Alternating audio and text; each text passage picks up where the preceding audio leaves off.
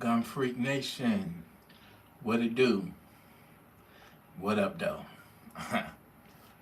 um, I just want to go live for a minute and see what's up, what y'all doing. You feel me? Checking in on everybody. What up, though, Tristan? How you doing, brother?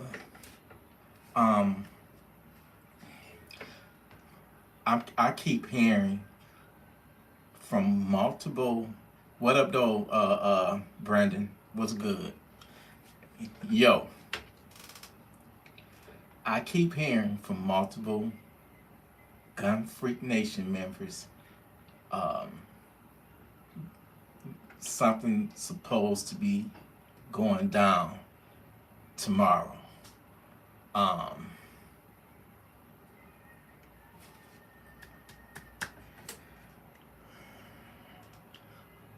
Love you too.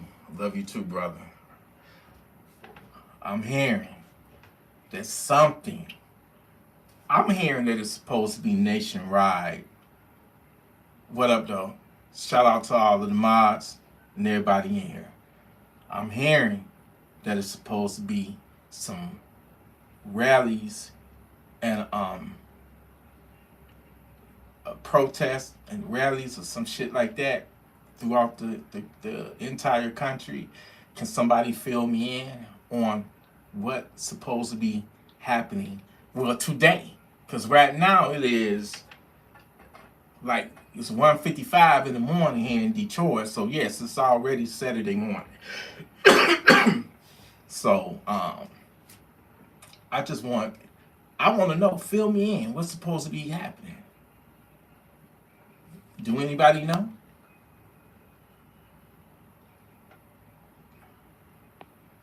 No kings.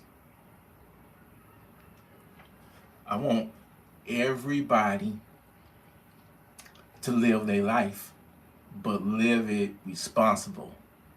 Which, when I say responsible, basically I'm saying keep your ass savage ready at all times. Keep your ass savage ready. Be alert of your surroundings. Already have some shit pre-planned in your head that some shit might go left. And if shit go left, then you need to go right to get the hell up out of that situation. You feel me? So just be safe, whether some shit pop off or not. Be safe. The world is violent and crazy. I've never seen it this crazy ever in my life. I've never seen it so much, fighting, wars, and look what's going on over in the Middle East right now. I was watching the news like 10 minutes ago, and missiles is flying, inbound, outbound, and shit is crazy, man.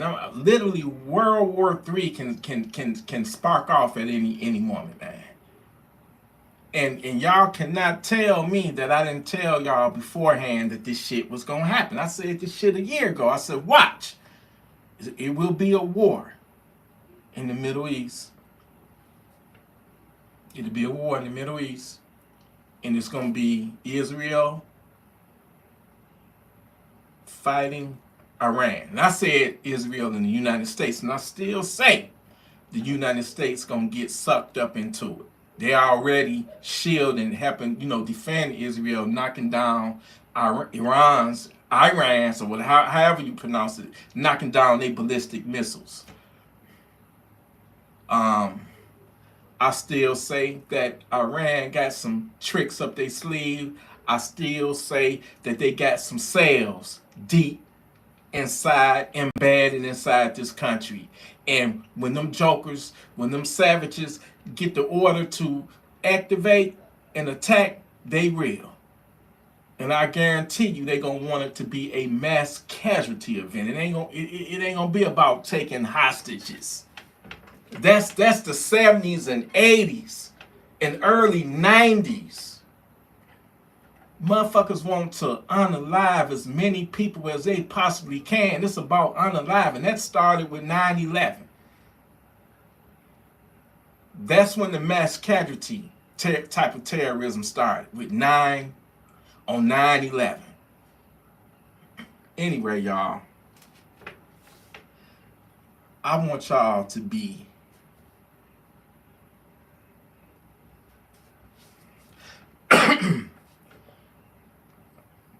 savage ready, whether something jump off tomorrow or not. Be savage ready. Democrat, Republican, I'm neither one, but I love y'all. I love you independents too. I'm an independent, you know. I'm not committing myself to no political party. You know what I'm saying? I'm really not, unless it's gonna fit my agenda. But I'm never gonna just blindly vote and follow you. No, it ain't gonna happen. I've made mistakes in the past. Some of my rhetoric, you know, talking about Democrats and shit. On behalf of the Godfrey Nation, on behalf of me, if I said anything to any one of y'all Democrat, I apologize. I didn't mean it. You know, growing up, and when I was a child, teenager, whatever, in my neighborhood, it was mostly, it wasn't no mostly, it was all Democrats. And guess what? Them motherfuckers own guns. So I hated to make it seem like if you were a Democrat that you was an anti-gun liberal, because I know in the hood, us black folks, whether we Democrats or not, we gonna pack us a Funky Town Sunday, because we know we in the hood and a lot of niggas is up to no good, and we don't want no home invasion to happen to us. So yeah, I want to let you know that I love you too, and I love the Republicans. Well, it doesn't matter if you're a good, righteous person, man. And that's one of the mistakes I made when I was talking about the Democrats. When I refer to the Democrats, I be meaning like the rich motherfuckers, the politicians, the liberal motherfuckers, the left. That's what I'm talking about. The trickery motherfuckers, that indoctrinate you, have you thinking certain things, poison in your mind. You know, they just do some devilish shit. But I don't want to sound like I'm attacking all Democrats, man, because you got some fucked up ass Republicans too. You hear me? It's good and bad and everything in life in general. You feel me? But I done lost my train of thought, man. What up though, Otay?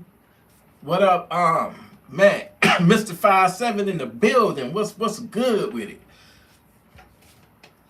Trying to cut back, you know, got my zero sugar. What is this? Gatorade? Whatever the fuck. Gatorade, Powerade, Gatorade. I don't know. It's zero sugar. I can't be on that pop shit no more. You feel me? But yeah, shit over in the Middle East is it's escalating big time. And like I said, it's only a matter of time before the United States join in. Ain't no love lost between Trump and Iran, especially when Trump found out with the CIA uncovered a plot. Iran was trying to, you know, take him out, unalive him, because they still mad because he the one that, you know, had they general knocked off. So they tried to get him. So ain't no love lost. It's no love lost. You know, I just don't want to see a situation where our young heroes, our young soldiers are once again being used and treated as they are disposable, just like the unnecessary, the unjust war over in Iraq. that whole motherfucking war was based off of a lie that the Bush administration sold to the American people, and forever, you know, these neocons, for whatever reason, they was war hungry and they wanted any and every fucking excuse. They was talking about invading Iraq before 9/11 even happened. That's how bad they hated Saddam Hussein. But let me tell you who really kick-started that campaign. It was the previous president. Y'all know who the previous president was? Clinton. Clinton, the one that signed that regime change bill. He signed that bill. So really it goes, he the one that gave Bush Jr. the power to do that shit. But because of that fucking unjust, unnecessary war, over 3,000 American, it might have been more, of American soldiers lost their life. And I'm just tired of America's best laying down their life, sacrificing their life on some dumb shit, politics shit. You know what I'm saying?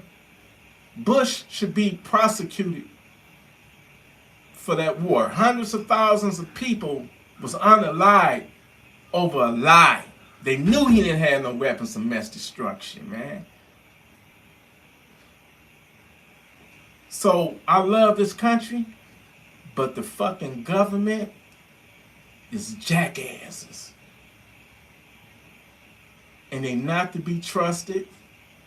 No politician you should not trust. Straight up. But I want to know what's supposed to be going down later today. I would like to know that. And I think Trump's supposed to have a military parade. I think it's his birthday or something like that. He's supposed to have a military parade. And I don't know. All I need to know is that I'm in my crib and I'm prepared, I'm ready, and I need y'all to be doing the same thing. Okay? Do the same thing. Shit is crazy. We got that manufactured riot. It is a real riot, but that shit was funded.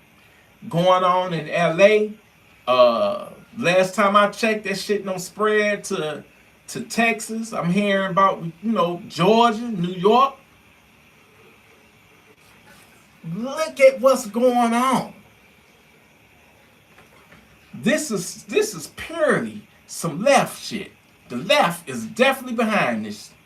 You didn't see nothing like this when Sleepy Joe was in the White House. Nothing.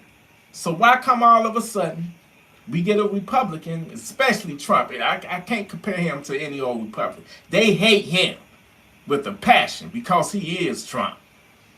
But you seeing all this stuff, somebody is funding it, and we already know who it is. The same people that, I don't get this shit. They hate this country, but they want to live in this motherfucker. Make it make sense. Make it make sense. They'll do everything in their power to destabilize it. I'm telling you right now, we got some terror cells right here in the homeland. And when they get their orders, I'm telling you, shit is going to hit the fan. And you need to be ready for this. Call me a fearmonger all the fuck you want to, but everything I've said so far have came true. And I'm not wishing nothing negative or nothing bad to happen. I'm a peaceful person, but at the same time, I'm a realist, and I can see some shit before it even happened. And everything I said will happen. The only thing that ain't happened yet is that them terrorist cells ain't activated yet. That's the only thing. But that war I told y'all about, that shit has already popped off. And this shit only gonna get worse.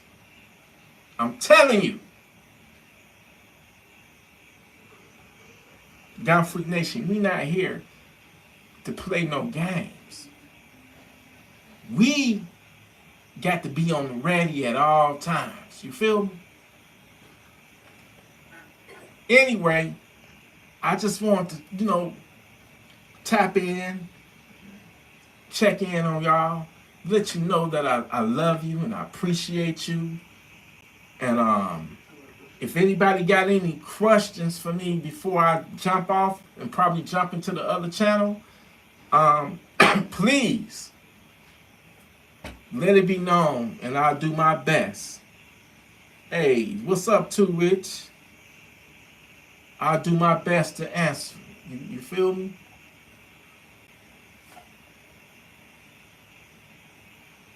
They say we here in Louisiana can now legally carry. That's what's up. Do it. Be smart about it. Is that concealed carry? Wait a minute, did you say concealed carry? Okay, exactly. Do that. Take advantage of that. I feel like it should be like that all over the world. You feel me? You shouldn't have to get it like I had to pay over $100 and something to get my CPL. Concealed pistol license. I had to pay like $135. And then you gotta pay for the what is it called? The CCW training. You gotta pay for the training. That's another $75 or $100. So it shouldn't be that way.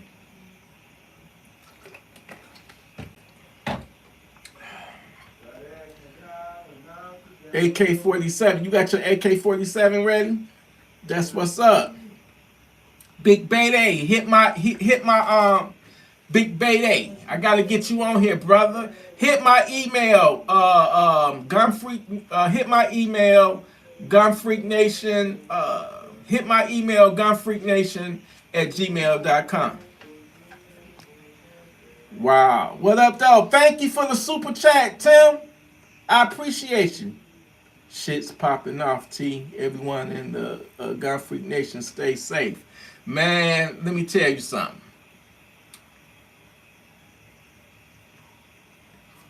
Shit is crazy. I'm telling you, it's terror cells in this country. And thank you once again. Thank you, Tim, for that donation, brother. I'm trying to grow the channel, y'all. We got, I want to reach as many people as I possibly can. So promote the channel, share this video, hit the like button, and I'm trying to, let's keep it moving. Let's hit that 25,000, then 30,000, then 35,000, then 40,000. Let's grow the channel. Even if I have to start, giving people free beats or something just to become a member. Notice I didn't say to subscribe. If you become a member, that's $2.99. You know what I'm saying? And usually, back in the day, I was selling my beats for like $50 for one beat. Now, with the Gun Freak Nation album that I'll soon be releasing, you're going to get 10 for $10. A lot of people got pissed off at me like, T, what the fuck you doing? Each beat on this should be $25 for one beat or at least $50. I said, you know what? I love my Gun Freak Nation family. They not my fucking subscribers. They my family. And of course I'm going to give them the hookup. And when y'all get the beats, I don't give a fuck what you do with it. Put them in the background. Put them in the background of your, your videos. You feel me? Put it in the background of your videos. Or make love to them. I don't care. You know what I'm saying? It supports me, helps me out a lot, and it's gonna be released soon. But y'all need to be safe because shit can, pop off at any time. And I don't even mean to sound like a broken record, but I've been doing this, for like 7 years now, and I'm always, gonna tell people to do the right thing, and the right thing, the right thing is to be armed, because being armed allows you to become the equalizer. It gives you that fighting chance. When somebody's trying to unalive you, you got to protect your life, man. Life is really, really precious and it's special. And when you leave, you ain't coming back. And I ain't even trying to offend no religious person, because I know they believe in a heaven and I know in a hell. But the truth is that nobody really knows, because nobody has died, really been dead. I ain't talking about a motherfucker that's don't die for like 2 seconds, 3 seconds, because they heart stopped beating and they resuscitated them and brought them back. That don't count. No, if you don't die and been dead for about 3-4 hours, and they bring you back, a miracle, and they bring you back, then I believe you. But all that half died and came back, nah. When you die, you're not gonna come back. Okay? You ain't coming back. I don't know what it's like not to exist anymore. And people can say with T, the book and all that. And I'm not even gonna go there. I'm just saying, you believe in what somebody else told you, and what they believe what somebody told them, and they believe, and I ain't knocking nobody's faith, but it all comes back down to what somebody said. Who was they? Who was they? So my whole thing is, when you gone, and we don't know what it's like not to exist. That's the only thing I can say. But until then, I want you to be righteous. I want you to be armed. I want you to be I want you to be ready at all times, because you just don't know when the devil gonna try you. You don't know when the devil gonna. You just don't know. It could be your day. You could be minding your own business, chilling at your house, and all of a sudden you hear your back door, your side door getting kicked in. And you be like, Lord, what did I do to bring this on me? You didn't do anything. You didn't do anything. But the devil will come for you. And if you don't have a gun, or you don't have access to your gun because you got it locked up somewhere in a safe, and you all the way downstairs in your living room, you're not gonna make it to get that gun in time. Once they gain entry into your crib, so you fucked. So it's different levels to this. You got to be savage ready at all times. For the most part, I keep mine within reach, or I got mine in the holster. I wear my shit on a holster.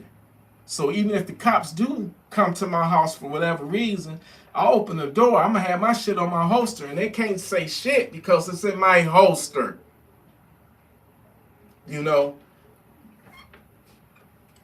I'm saying Satan got his angels too, the devils, demons, and they on a mission. You can be minding your own business, and I'm telling you, they can just bum rush you, run up in your house, and then try to run up in your ass. Literally run up in your ass. So you need to be ready at all times. You can just be home, get hungry, want a snack, run up to your local store, and run into one of them savages. About 2 years ago, was a young, beautiful woman. Went to the store to get some pop and got popped by a savage. She was coming out the store. Savage walking up to her, hands in pocket, hoodie on, and everything. She gave him the keys. That wasn't good enough. He still shot her.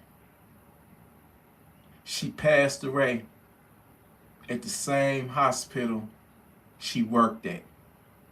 She was a nurse.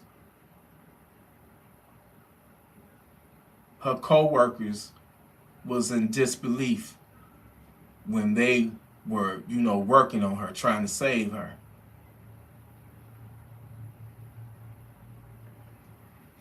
That happened like 2 years ago, right here in my city, Detroit. But the crazy thing is, stuff like that, tragedies like that happen every fucking day across this country. Every fucking day. Call us paranoid all you want. We don't give a fuck. But all we know is that when the shit hits the fan, we gonna be ready. And they ass is gonna be the ones that's caught up in the ran trying to, run up in our shit and beg us for help. No, get the fuck out of here. If you ain't, unalive, nobody got no felony, violent, or whatever, there's no excuse not to be armed.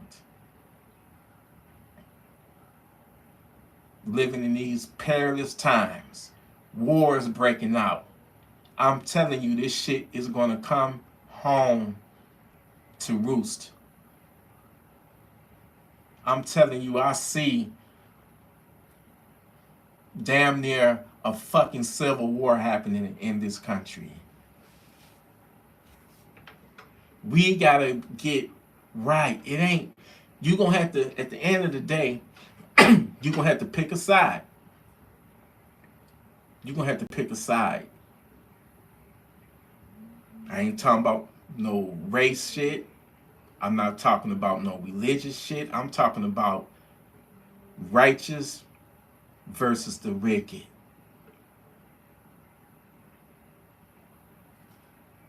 Because there's so many fucked up people in this world and in this country.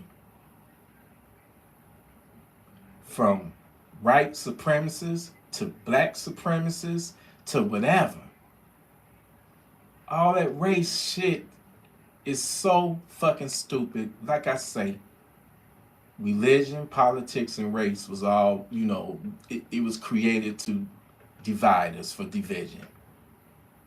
If you're a righteous person, you're a righteous person, despite whatever your color is. It's stupid and dumb.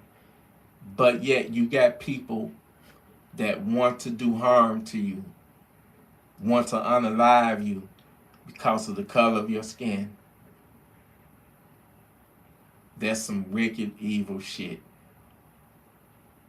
Everybody got a right to love their self and love their race, but anytime when you gotta feel so fucked up that you want to do harm to somebody, like that bastard that went into the grocery store in Buffalo, New York, and unalived all those elderly black women, man.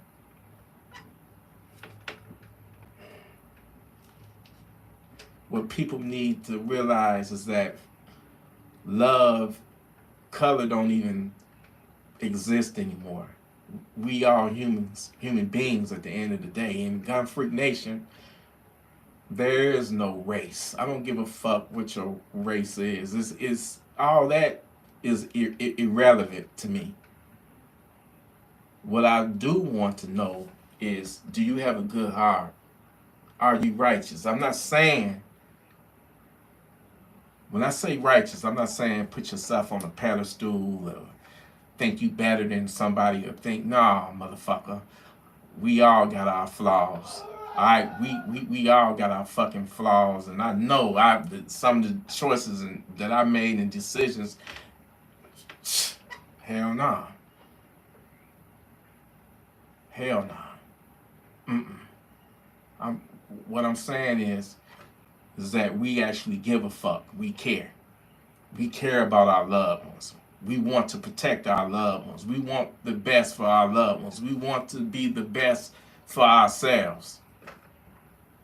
That's what we're about. We ain't about no hatred. We ain't about, oh, well, I did this or my race did this and that and all that and all that. When yada yada yada.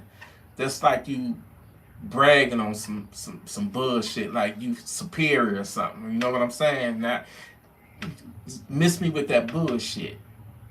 We gotta love one another because at the end of the day, we all one big family. We brothers and sisters, man. And that's what the Most High would want. You feel me? So you got people that just, I really don't give a fuck about, their opinion is, but they call us fear mongers or, just paranoid or whatever, but hey man, they talked about Jesus, right? So, and we definitely not Jesus. You feel me? We definitely not him. I can't walk on no water. I wish I could. But we can't give a fuck about others' opinions. Everybody gonna always have an opinion. Everybody ain't gonna like you. You feel me? So you just gotta keep it moving. Don't even waste your brain cells thinking about some dumb shit like that. Always just do better because once if you know better, you're gonna do better. And that's life in general. I love each and every one of y'all. And I want y'all to be safe. Call me a gun fanatic all you want. It's all good. I actually done sold half of my collection, but it is what it is. Y'all is like a blessing to me. You feel me? Y'all a blessing to me. And I I appreciate every single one of y'all.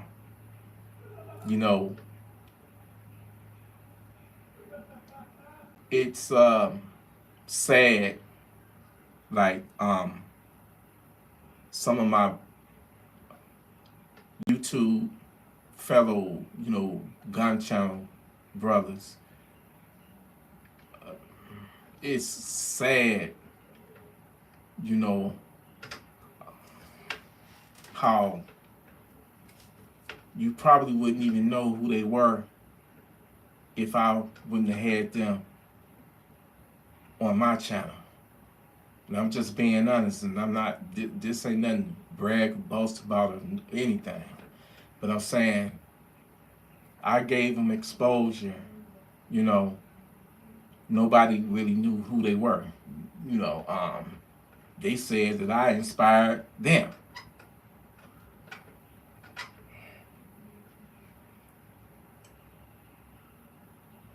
And it's just crazy how, people will turn on you. And, you'll notice that I don't, they shout everybody else out but me.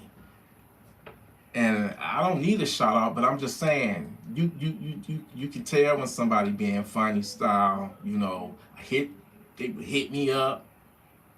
I hit them back up, we talk on the phone, all that shit done stop. And man, YouTube, I'm telling you, it's a lot of fake people on here that's really selfish, and they would want to get next to you and pretend to be your friend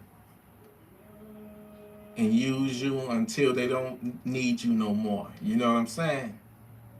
And the part that kind of hurt is that, I actually considered this person my brother.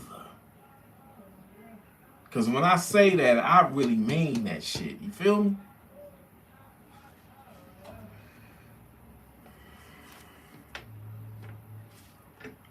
So, you know, it is what it is. It's like I went into the live and there was some motherfuckers in there. I guess they don't like me for whatever reason. They know who I am. And it was just some disrespectful shit that was said to me. And I clapped back, of course. But I'm like, I'm gonna keep it 100 with you. Any of my homeboys, my brothers, if I have them in my chat or if they on my live with me, if somebody, you know, a troll, I don't give a fuck. If they say anything negative, then I'm gonna block they fucking ass. Even if they like me. If you say something negative about my brother, then I'm gonna block your ass. Just out of respect, I will not allow my platform to be used to attack somebody, disrespect somebody. But they didn't say shit. People will switch up on you. That's all I'm gonna say. And I really kind of hate I brought this up. But I'm just saying, y'all be careful out there because there's a lot of people that might be in your life right now, may be in your life right now, and they might be faking the funk. You feel me? It's dirty, man. It's a lot of fakes and a lot of snakes. But yeah, Big Bayday. Hit up my email, gunfreaknation@gmail.com, brother. Let's figure it out, and I'll get you on here. You know what I'm saying? Everybody go check out Big Bayday. The brother's a deep thinker. He's a deep thinker, man. I call him the young Marvin Gaye. You know how prolific Marvin Gaye was? That brother remind me of him. He got so much deep knowledge, man. Very fruitful. And I say go check him out, Big Bayday. You know, go check his channel out. You know. Anybody got any questions for me before I tap out?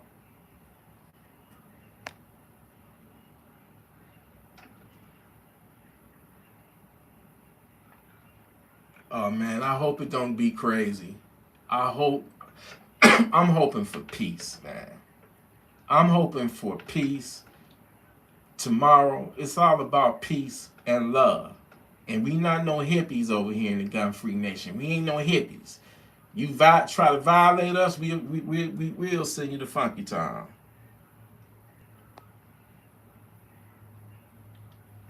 Yeah, do that, Big Bayday. Hit that email up. We gonna figure it out. We gonna figure this shit out. You know. But any questions, y'all just be safe, man. You know, you can't put nothing past these, you know, this liberal, man. You know what I'm saying? And like I said, let me. Thank you, brother. I appreciate you. You know you a mod now. So if you see some trolls in here disrespecting me, T, send their asses to Funky Town. You feel me? We not gonna tolerate. You know, some people have the fucking nerve to be like, T, just ignore him. Man, come on. I'm not gonna, that's like you coming in my fucking house and disrespecting me. I'm not gonna let that shit fly. Fuck that.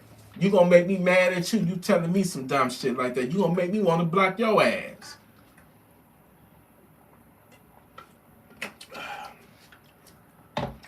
Anyway, Gun Freak Nation, I love y'all. Any questions? I don't give a fuck what it is. Yeah. You're a mod now, Tim. Appreciate you, brother. Any questions?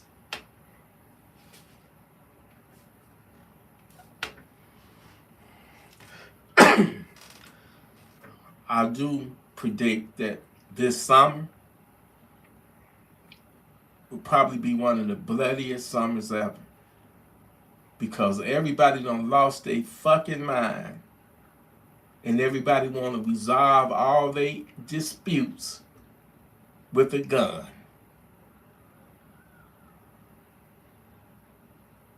What up, though, John? Everybody want to resolve. You said Florida is not playing with these savages. What are they doing down in Florida? Brandon, can you elaborate on that? You said Florida is not playing with these savages.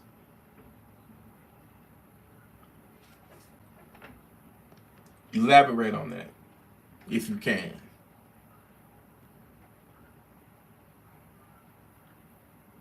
You're right, John. We are a family. You know what I'm saying? Here in the gun-free nation, all that color, that's right out the fucking door. You know, you're a human being. You're American. And we even in other countries, so you're a human being. We international.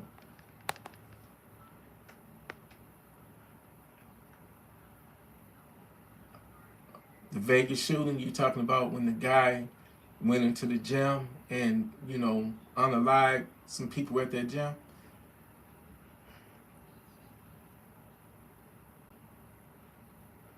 Oh, okay, the sheriff done put out a video saying they not to be fucked with. I believe them.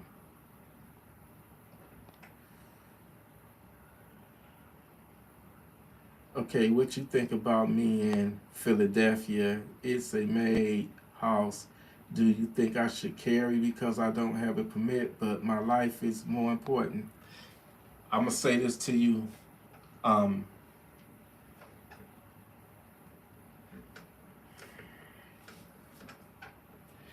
it is what's the saying? It's better to, you know, I would rather be judged. I would rather be judged by 12 than to be carried by 6. Your life, you only get one, so you got to protect it at all times. Don't let no man-made law get you, you know, to be the reason that you not here no more.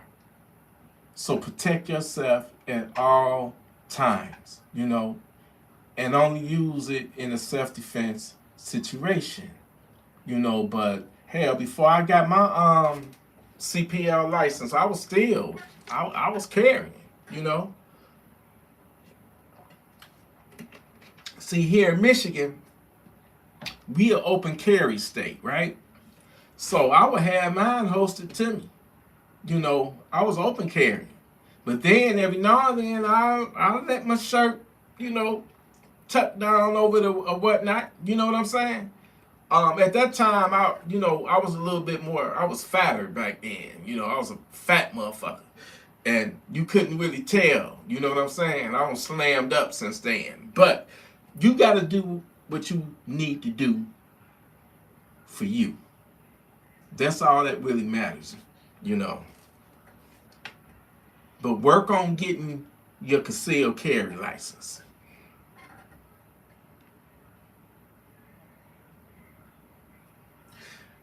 The world is crazy. Well, the world been crazy. The world is literally, the world is on fire. I'm telling you.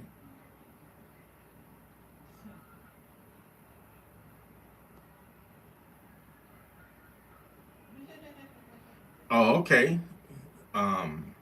You used to watch him. He's from Vegas.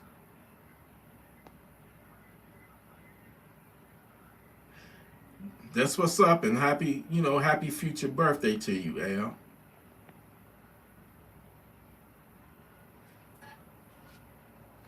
Anyway, y'all, um, y'all be safe. Be safe. You know, stay righteous. You feel me? True.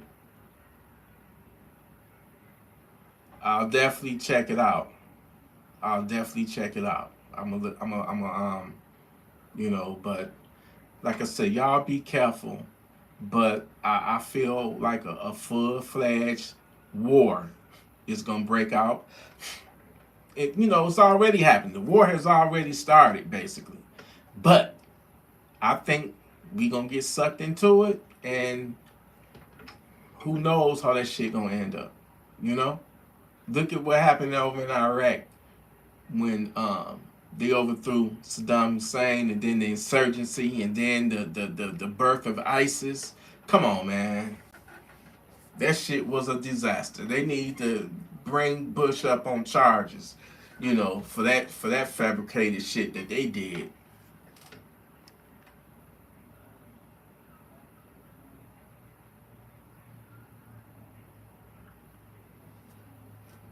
Happy Father's Day to the good fathers that's out there. If the happy Father's Day. Anyway, y'all, listen, I appreciate you. Oh, one more thing. What y'all did y'all hear about the new Mac pistol that's out? It's a blowback though. I got the Mac 5 right there. That's my Mac 5. But they got a new one that's it kind of looks like a MPX. It's dope. I'm not gonna get one because I'm too busy selling off my guns. I'm not selling all of them, but you know, if I do get one, it'll probably be the I can see myself getting sucked in. You know what I'm saying? For it. That fucking PSA X57. They got the 9mm version, the X9, and then they got the X57. And I think the X57 is coming out sometime this year. You know, I can see myself getting that, and that'll be the last gun that I get. I mean it.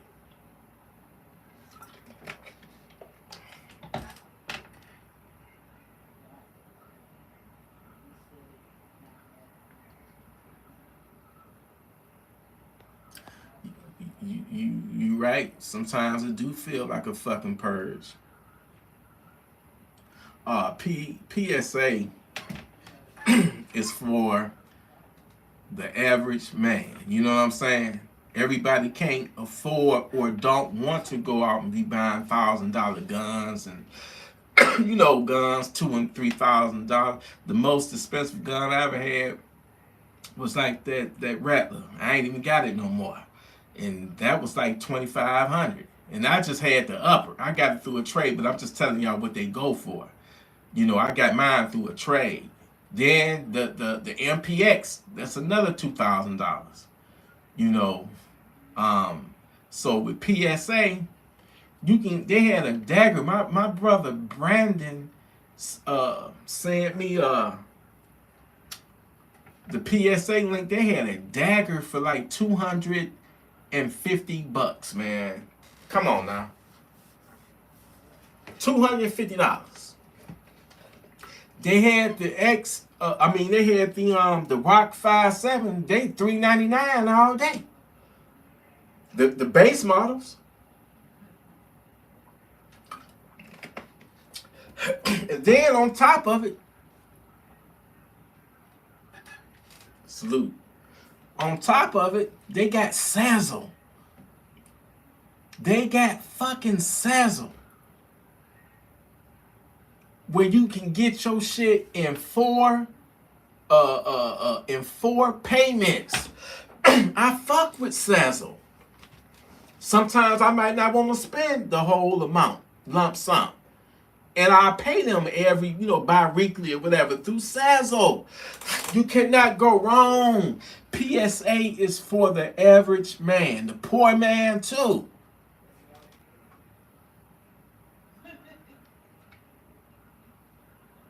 Yeah, you can't beat that. You can't beat that. You can't. And man, I'm not even getting paid to promote them right now. I'm not really promoting them. I'm just telling y'all the truth. When I ordered my first gun, it was from PSA, Palmetto State Army, and I said, you know what? I would never ever buy a new gun ever again from a gun shop, because they always gonna bust your ass because they gonna inflate the price. And I get it. They're a gun shop, and they got bills to pay. They got employees to pay. They got to make their money. But damn, some of them, the price be so fucking, like, you can have the same gun at at PSA right now for $260. At their gun store, their gun shop, that motherfucker gonna be $499 or more. So that's why I don't fuck with gun shops like that no more. Because you could buy a gun. It's a gun shop I was dealing with. I paid $640 for that Glock 20. That's a 10 millimeter, full size. I didn't like the recoil. I didn't want to get used to that recoil. So when I took it back, when I tried to take it back and sell it back to them, they're going to tell me that they can only give me 200 to maybe, they was like, we can give you 200, but we can try to push it because it's UT. We're going to try to give you 50 more. We can give you 250 for the Glock 20. I said, whoa, hold up, wait a minute. I ain't had this gun a whole month. Only shot it one time. And I paid $640 and I bought it from y'all. And I got the receipt to prove it. And they knew they sold it to me. They was like, T, we can only give you $250. I said, I paid $640. We can only give you $250. And that's when he, pulled me aside. And he was like, T, we get them brand new for that price, $250. We get them brand new from our supplier. You see all them AR-15s up on the wall right there? We get them for like $200, but we selling it for $650 to $750. I said, you know what? Damn. He's like, that's the reason why we can only offer you $250, because we get them brand new for $250. So why would we want to pay more than that for a used gun? And that's when it made sense to me. So it's good for them, but bad for us when we try to sell it. You know what I'm saying? Always expect to get fucked. If you're going to sell one, put it up on arms list, and if you get a sale, meet at your local police station.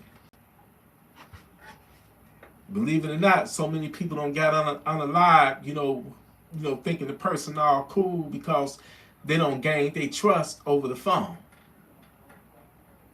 And then when you meet up at this shady location and it's bang, bang, bang, that's good night for life. So you got to be ready at all times. But back to the gun, the gun shops. That's the reason why I don't deal with them no more, because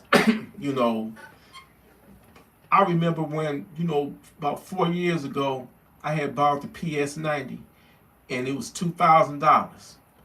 I didn't trade. I didn't pay the whole $2,000. I think I had traded a gun and threw some cash in with it, so it wasn't the whole. I didn't pay it in the whole in cash basically. The price of that gun went down. Where you can find that gun for like $1,500, $1,600 all day now. But if I was to take it back to a gun shop, they gonna offer you no more than maybe $600 or $700 for it. You'd be lucky to get $700. Offer $700 for it.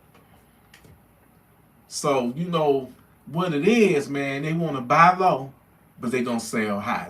I guess that's the model of a business. You buy low and you sell high. But that's the reason why I fuck with Palmetto State Armory, and I also fuck with MCS Gear Up. They solid too.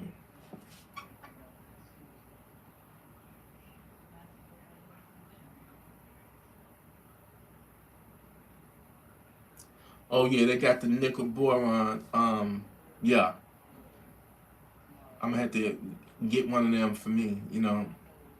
Um. Anyway, are y'all prepared if anything was to go on? You know, I know I'm talking to the crowd. I'm preaching to the crowd. I know y'all ready. You feel me? I know y'all Funky Town Cinder ready. Savage ready. You know. The Most High is amazing. You feel me? This is all love. You know. I salute you, sir. I salute every single one of y'all that's in here. Do something. You got to get you some body armor. You know what, my brother? I was just like you. I didn't have body armor. People used to always say, T, you need to get that body armor. You need to get it. I finally got some maybe like 2 years ago. Like a little over a year ago, almost 2 years ago. Do something. Spartan armor. That's where I got mine from. They got the best prices. I got a whole carrier with the metal, well, the steel plates. My shit is it take up all the way up from 762 39 to 308. My shit, my body armor, my armored plates would take a 308. I'm not saying I will survive it because it might not enter me, but I'm gonna still take the brunt of the impact, the force, the concussion. And you still gonna be fucked up. That's just like getting hit. You got on body armor, you get hit with a shotgun. I don't care what nobody say. You gone. You take a direct hit in the chest with a shotty, especially if it's a slug, man, body armor or not, you out of it. You gone. You're gonna be taking your last breath and your last shit. For real. But it's very important. So I finally was like, you know what? I did my research. Spartan has some decent prices, and I went up on there. They give you a discount if you sign up for their newsletter. They give you a discount, and they got the whole carrier, 2 plates, $200. You can't beat that. You cannot beat that. And I'm pretty sure it might be some places that got it even cheaper than that. You know. Yeah, Spartan armor. Spartan armor. Put it in your Google, and you will see it. And they always, the one I got, it's the, it ain't going nowhere. It's still there. They got one called the butterfly cut or whatever it is. I didn't want that one. I wanted the one that to cover the majority of my torso. You know what I'm saying? My center mass. And you cannot wear it because it's comfortable, but what if some shit hit the fan happen and it's a riot going on and you got these motherfuckers just wanting to, go after everybody, these savages and shit. In that type of environment, you want to have your body armor on. It's not the concealed carry body armor. They do sell that there, and that shit is hella fucking expensive. But this shit they got can stop like a 30, like a 357 or a 10 millimeter or something, so, and it's concealed carry armor, But yeah, that's go ahead and get you one. I believe it's called Spartan armor. I know Spartan is in it. You know what I'm saying? If you put up, Google Spartan armor, it should pop up. Matter of fact, let me see. Let me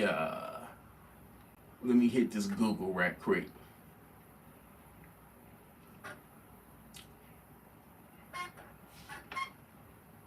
Spartan armor.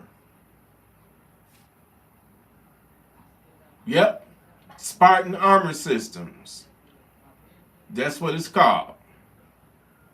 Yep, here it is right there.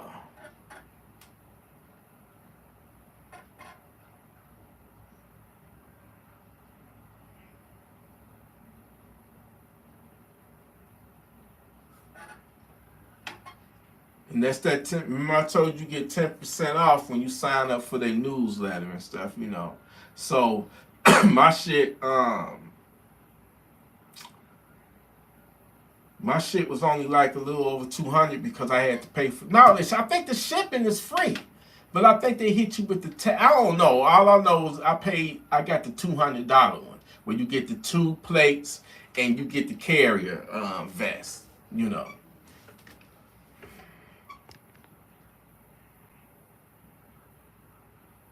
Yep, that's it. That's where I got it from. And make sure you take advantage of the coupon. Tell them TElectrik sends you from Gun Freak Nation, all right? Maybe they might sponsor me or something. You know what I'm saying?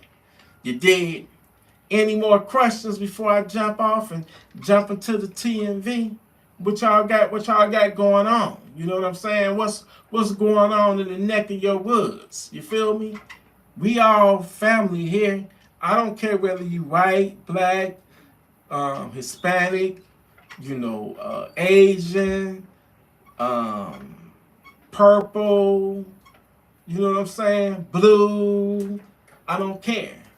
Don't you got a good heart? You ain't out there trying to do no harm. Welcome home. You know what I'm saying? This is all about us. And I just want to let y'all know, man, I really love and appreciate y'all. You know? It's I can feel the love. You know what I'm saying? Like I can feel it. I can feel the love.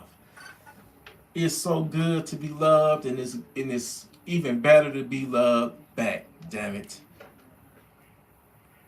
I'm gonna have to play that Teddy Pendergrass song. I'm gonna have to play that motherfucker. Anyway, Gun Freak Nation, I want you to know that I love you. I want you to know that everything is gonna be all right. Everything gonna be okay. Number one, because you already know you armed, you ready, you savage ready. You know that, so everything gonna be okay. Because you're gonna be able to detect shit, see shit, and know when shit can potentially go left, and you know to get right by leaving. You know what I'm saying? You're gonna go right. If the situation go left, go right. Get the fuck right out of that situation. It's a lot of people sleeping in their grave right now because of a split-second choice or decisions that they made out of anger. There's a lot of people locked up in the penitentiary right now regretting it over because they let their emotions overtake their intelligence. Anger, man, if it consumes you like that, then you don't need a gun because you're gonna hurt somebody or get hurt or worse. You know what I'm saying? You got to put your temper in check. Because I'm telling you, it's a lot of assholes out here that loves to test you. It's a lot of people got CPLs and CCWs, concealed carry license, you know, and they looking for a reason. Thank you, Baltimore James. Thank you, nephew. Thank you, nephew. They looking for a reason to use their gun. Okay? You have to not entertain that situation.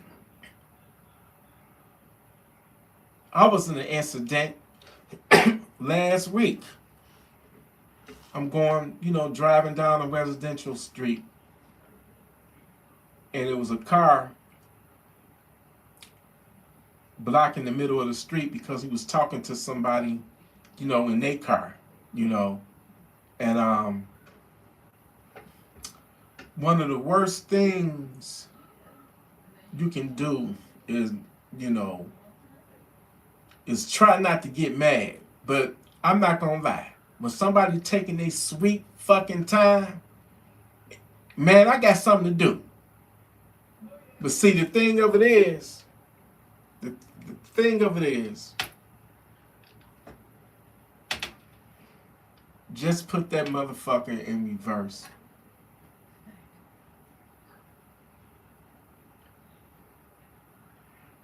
And move if you can.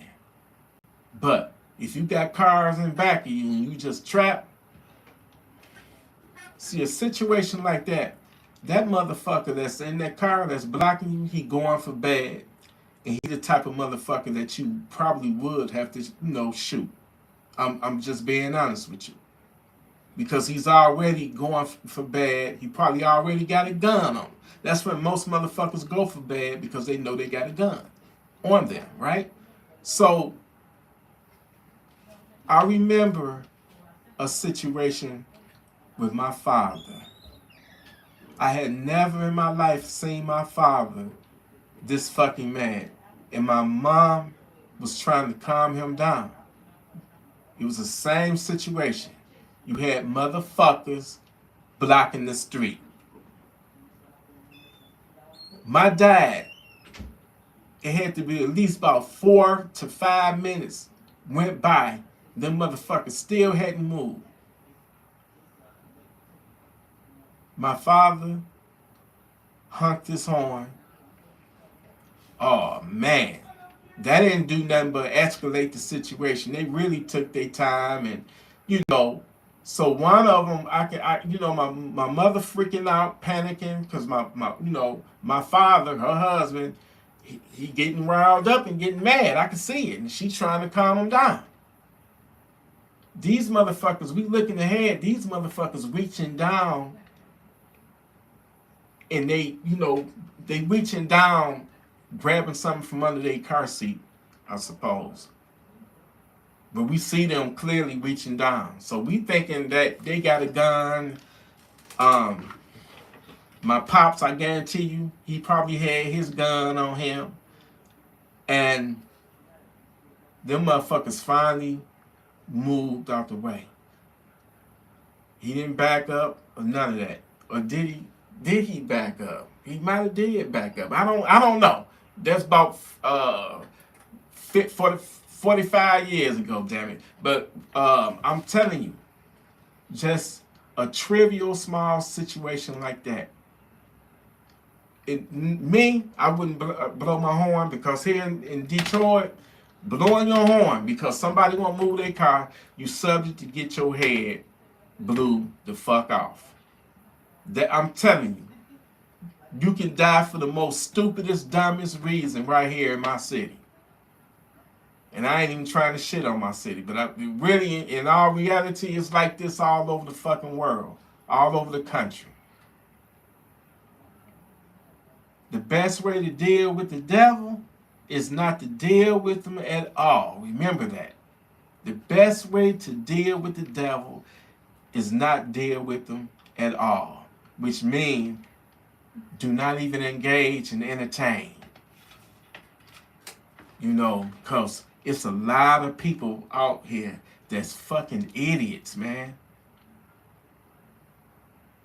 And they crazy, and they can go from 0 to 100. You would be surprised at just how many people have been unalived over some dumb shit. Dumb shit that don't even matter at the end of the day, but your emotions. And I'm not gonna lie, it's easier said than done, because people will piss you the fuck off. Piss you the fuck off. And you don't want to get caught up in that energy where they draining you and you trying to match their energy and you letting them get to you, upsetting you to the point to where you're angry now. And when you're angry, you're no longer thinking rational. You reacting off of your emotions at that point, and that's the most lethal, most deadliest, moment that you can have when you don't lost control over your intelligence and you reacting off of your emotions. That's when people don't pull the trigger when they didn't have to pull the trigger because they wasn't thinking intelligently. It was going off of their emotions. And now they sitting in prison, thinking about it. Damn, that split second that I lost control, I lost my life. I'm in prison right now. And then people don't lost their life that way. So just try to avoid that shit. Remember, you got more to lose than they do. You the bigger person for walking away. You walking away and you walking back into the people that loves you, your life, your freedom. Is not worth a ain't shit motherfucker. Remember that. Please remember that. Anyway, Dumb Freak Nation, I appreciate you. I love you. And be safe. And once again, thank you, Baltimore, for that super chat. Thank you, Tim, for the super chat. Thank everybody for jumping in. I want to do another gun showcase. If y'all ready for it, send me y'all pictures of your best funky town senders at gunfreaknation@gmail.com. Gunfreaknation@gmail.com. I'm gonna do another post and just send me your best funky town senders because I had a lot of fun and I like to interact with my family because that's what y'all are to me. Y'all my family. Salute. Salute. Y'all my family and I love you, I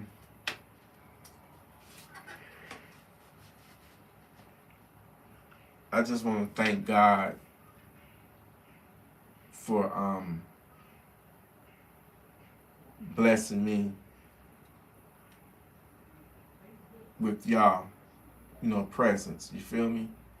With this platform. Never in a million years would I have thought that my simple words would resonate with so many people, like-minded, thinkers like me, I suppose.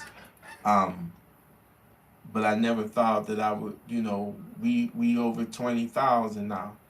And when I started being active, I've been had my channel since like 07 or something like that. What I'm trying to say is that I love you. And I thank God for blessing me with this platform to reach out and touch so many people. You know what I'm saying? I really do like some of the best emails I get from y'all because a lot of y'all really do, share what's going on in your neck of the woods and like report to me, tell me what's going on in your hood and, the latest breaking news or whatever. I love it and I appreciate every single one of y'all that do that. But the ones that bring me the most joy are the ones that, say, thank you, because of watching your videos. I went out and bought me my first gun and I feel so much better. I feel so much safer now. And I said, don't thank me. I thank you. And it's like, nah, thank you because, if you motivated me to go out and purchase my first gun. And man, when I get those types of emails, it's priceless. Because it makes me feel like I'm making a difference. It's making me feel like that's one family where the odds is not against them to be a victim. You feel me? Because they decided to go out and buy a gun, you know. Now they have a fighting chance to fight back against evil, you know, wickedness, you know. So it makes me feel like, you know, I'm, you know, changing people's lives for the better, you know, just to arm up and be safe. So, and you just never know. You just never know who watching, you know, having this channel. Like, I've had Alan Lee hit me up and be like, yo, this is Alan Lee from, you know, Fox 2 News. I'm like, wow, man. It's like, you watches my channel. I'm like, that's what's up. Because I grew up watching Channel 2 News. And one of my favorite anchors on there was Alan Lee. He hosted, anybody in Detroit know who I'm talking about. He hosted the Fox 2 News. He was on the morning news. I think it was like from 5 to 9 or 10 or something like that. It was the early morning news on Fox 2. So when he hit me up, I'm like, wow. I'm like, thank you, sir. Because I've been watching you on TV. This is, you know, that means a lot coming from you. You know, another, you know, celebrity that watched, you know, our channel is Von Scales. You know, he hit me up. He hit me up on Instagram. And he was like, T, if you, he texted me, I got his number. You know, you know, he's a businessman. He's a reality TV star. You know, he's married to Trina Braxton. You know the Braxtons, right? You know, you got Tamar, you got Tony, the most famous one, Tony Braxton. You got Tracy, rest in peace, Tracy. Rest in peace to Tracy. And then you got Trina. He's married to Trina Braxton. So when he reached out, you got to keep in mind, I've been watching the thank you, Tam. Thank you, salute. Thank you, Tam. Love and appreciate you, brother. You got to remember, I was watching the Braxton Family Values, right? I was watching the Braxtons, they reality show, and Vaughn was on there. That's when I first saw him.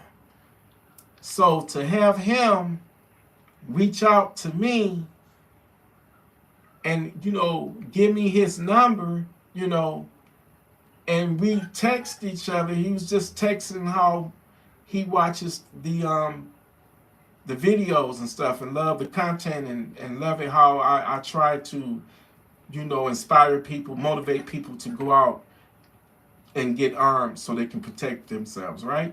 So, you know, and I was like, wow, this is we never talk on the phone. We always text. And I remember one time he called and the phone it only rang that one time. So he's like, oh, my bad, it was by accident. I don't think that was an accident though, man, you know. But I look at him, you know, he said he's not no star or nothing like that or whatnot, but seeing him on TV, who he married to, and, you know, I told him next time he come to the D and he needs security, I got him. Because he's a cool brother. We text, and he the one that told me that, you know, I should just do a podcast. He was like, if I was you, T, I would do a podcast. He's like, you got the right message, you got the personality, charismatic, all that. I'm like, oh man, don't hype me up now. Don't hype me up. I could already be over the top. You feel me? But yeah, I'm my bad. It's somebody else famous too that hit me up. Shit. Damn, my bad. But yeah, Gun Freak Nation, we are international.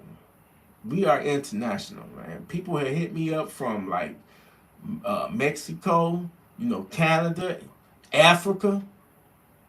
I think they said it was from Nairobi, Kenya or something like that. You know, England, man, people watching, we worldwide.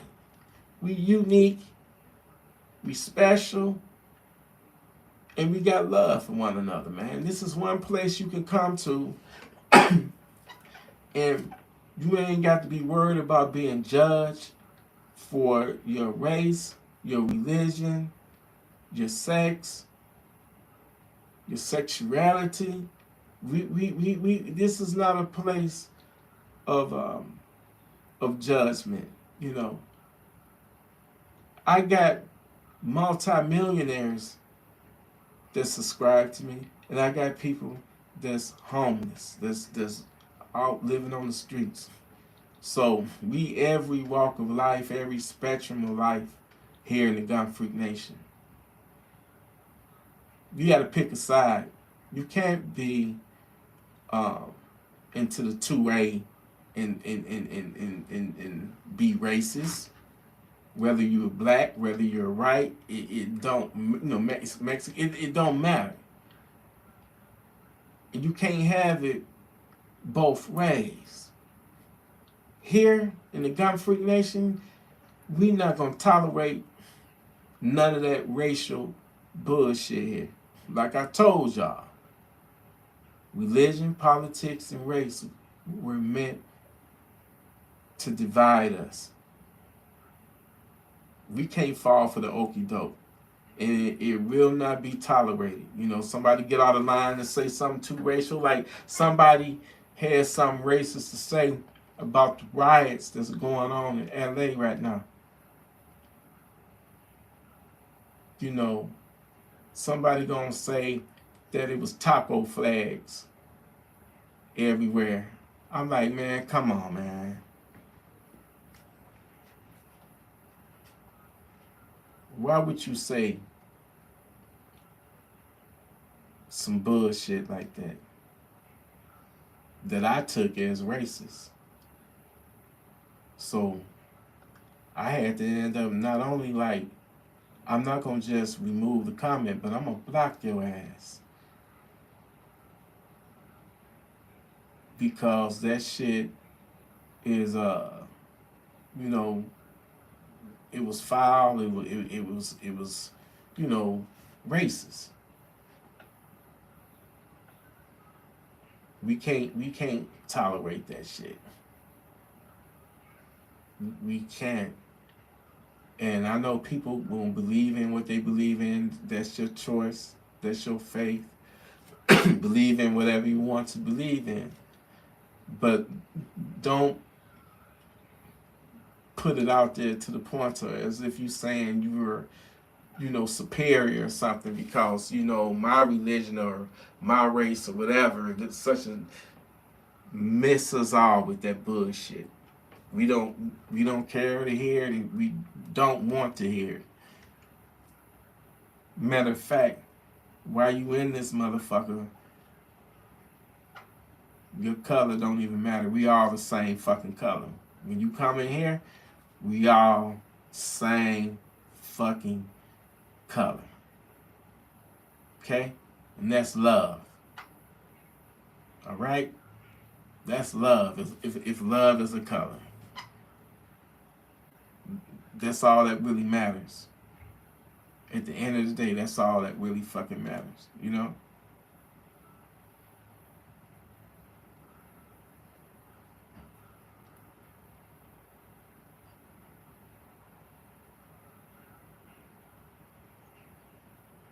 Yeah.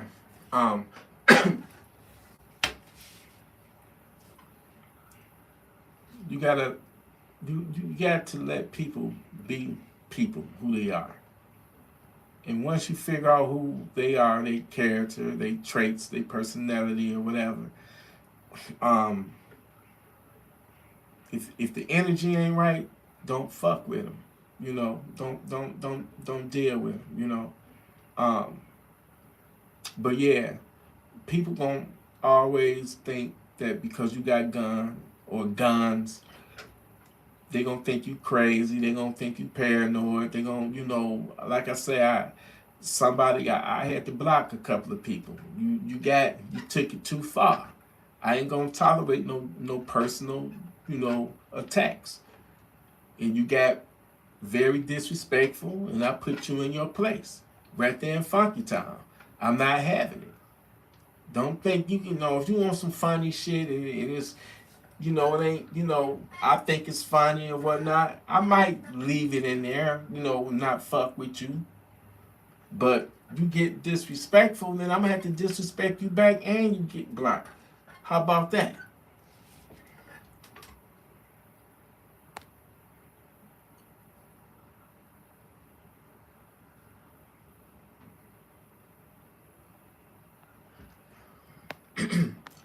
Here's the thing.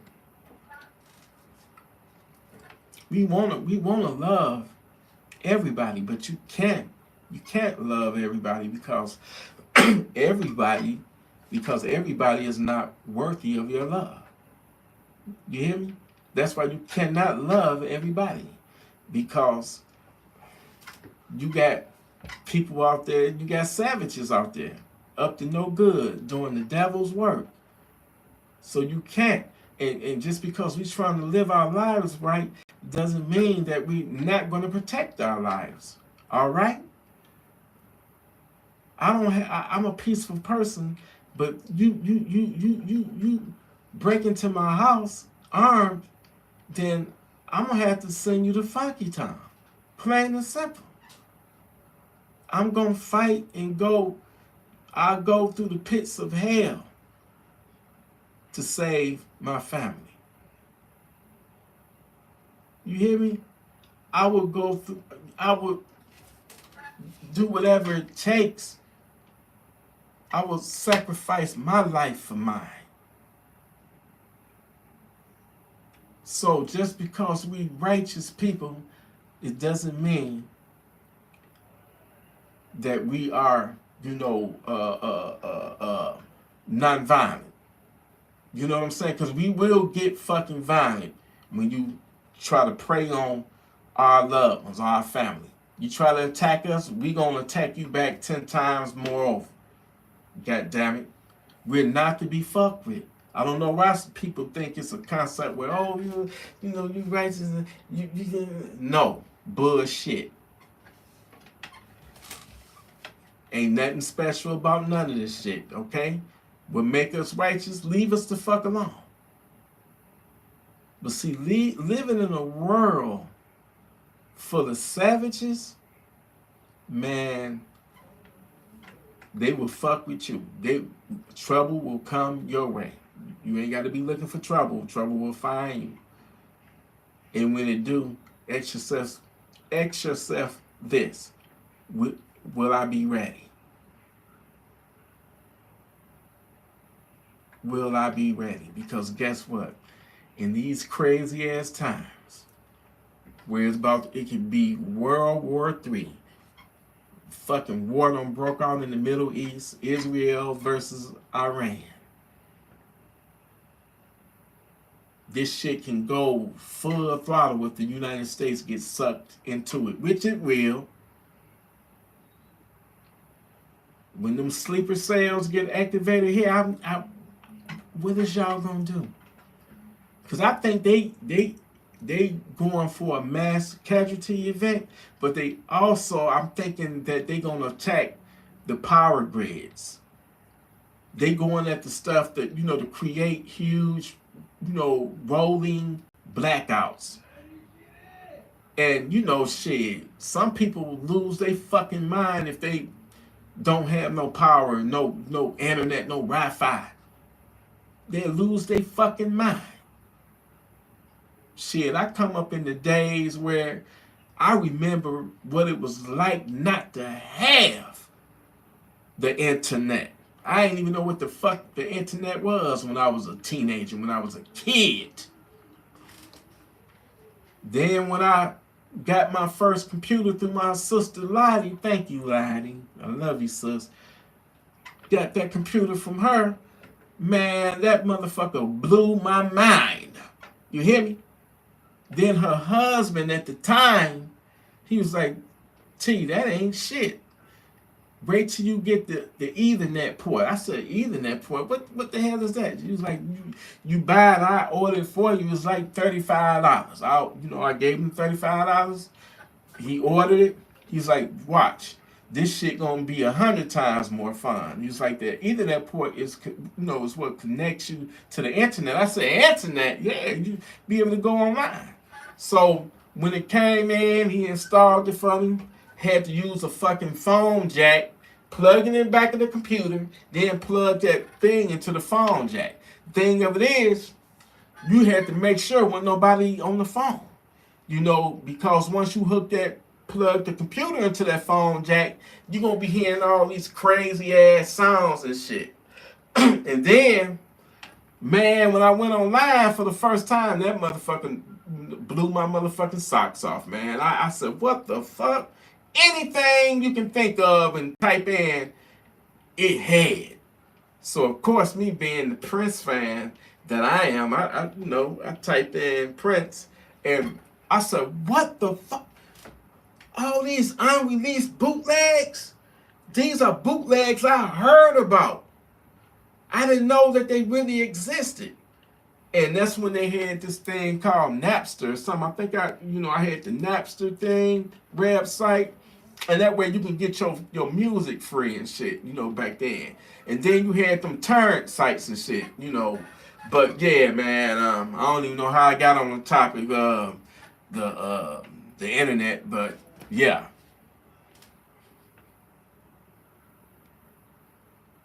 Oh yeah, man. Prince put out so much. I got probably a good 5,000, maybe like 6,000 Prince materials that will like music. Some of that is concerts. The majority of it is unreleased music. Some of it has been released now through the estate, but I had it before they put it out officially.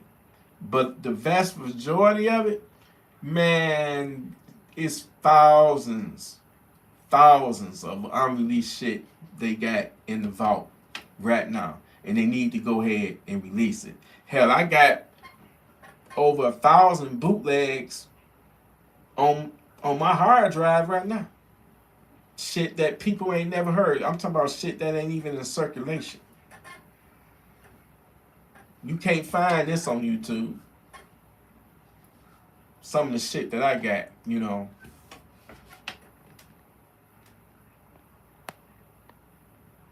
Anyway, y'all, look. Hey, do something, man. I think you a mod. If I'm not mistaken, I think you a mod on the TNV channel, Life with TNV. So I want to make you a mod on this channel, if you don't mind. I'm making you a mod. So the next time when I go live and you jump in, you a moderator, my brother. And anybody come up in here being disrespectful, that you deem disrespectful, kick them on up out of here. You ain't even got to get the approval from me. You know when you see something disrespectful towards me or anybody, put them in their place. Funky Town, they go. All right. So you are now a mod.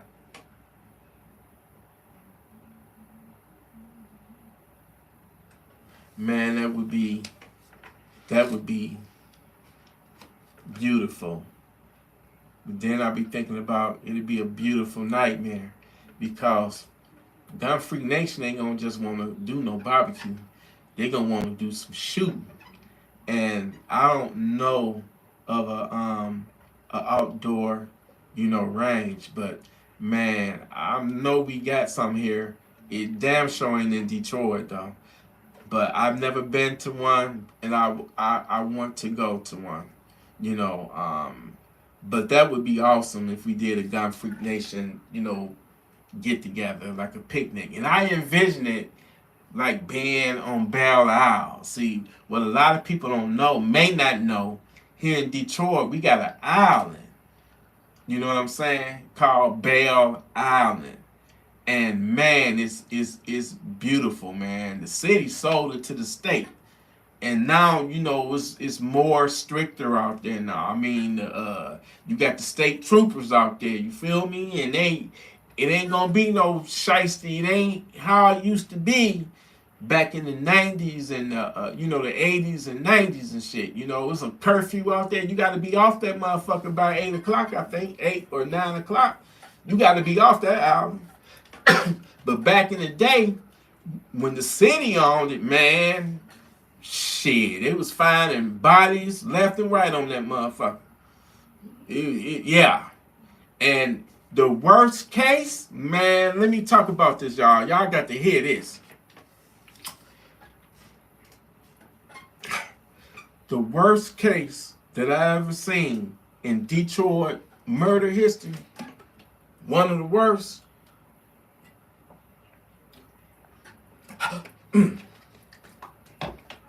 This had to be about 1995 or something, around that time, 1995.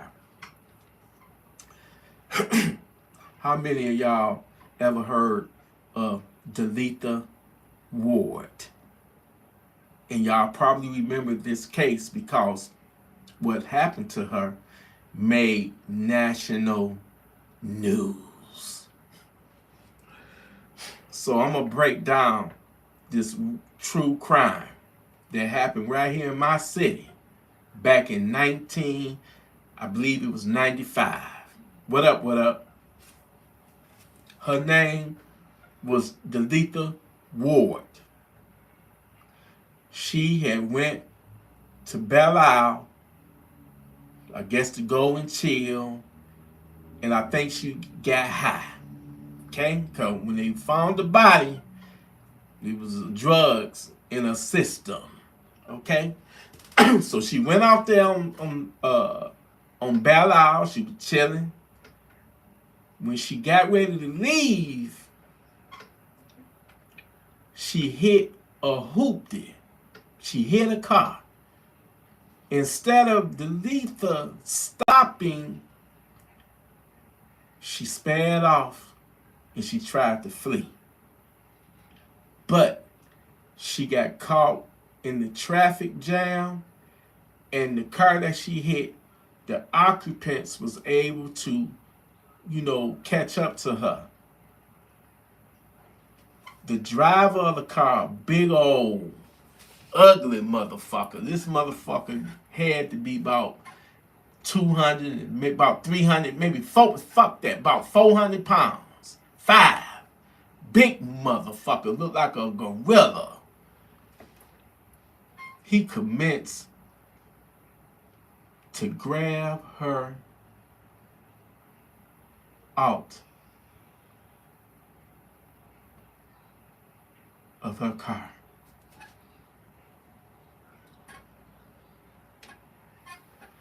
He grabbed her throat. He said, "Bitch, you hit my car." And I saw that old ass, look like a old Monte Carlo or something, a hoopty. Man, what motherfuckers will do. Anyway, he said, "Bitch, you hit my car." She begging and crying. He began to mercilessly just beat on this little woman. Then he grabbed her by her throat, lifted her up, slung her on the hood of her car. He began to rip off all of her clothing.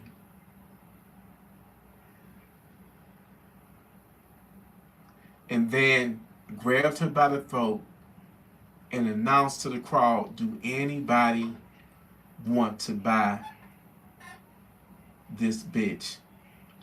I need the money so I can fix my car." that she hit. He began to beat on her some more. And in the meantime, you got crowds of people watching this. You got to remember the reason why she got caught, because it was a traffic jam. So when people saw what was going on, they began to get out of their vehicles to watch. No one tried to intervene. Everybody, I'm talking about crowds of over 100 people watching. De-escalating was able to break free. So she ran to the edge. She ran to the railing of the bridge, and she jumped over the guard, you know, because you got you got a guard, and then you got the railing, right? You got the railing, and then you got the guard. So she jumped over the railing and ran over to the guard. When that big ass gorilla started walking towards her in fear and panic, she jumped over the bridge. One of the spectators who was watching it jumped in to try to, to save her, but he said that she was freaking out and was about to, bring him down, and he had to break free from her. And she was never seen again. Her body was found like maybe 2 weeks later. And she only had one leg. She only had one fucking leg. Because when she was in that fucking water, this big ass boat. Everybody know what the fuck I'm talking about. If you in the city, if you live in the city, you been downtown, and you know what the boat I'm fucking talking about. That boat, the rotor blade, obviously it sucked up in there and they chopped off her leg, because when they found her body, she only had one fucking leg. And why the case made national news is because over 100 people was watching that shit go down. No, people was like, if one person out of that 100 people would have tried to stop it, then it would have opened up the door for everybody else to try to join in and help stop it.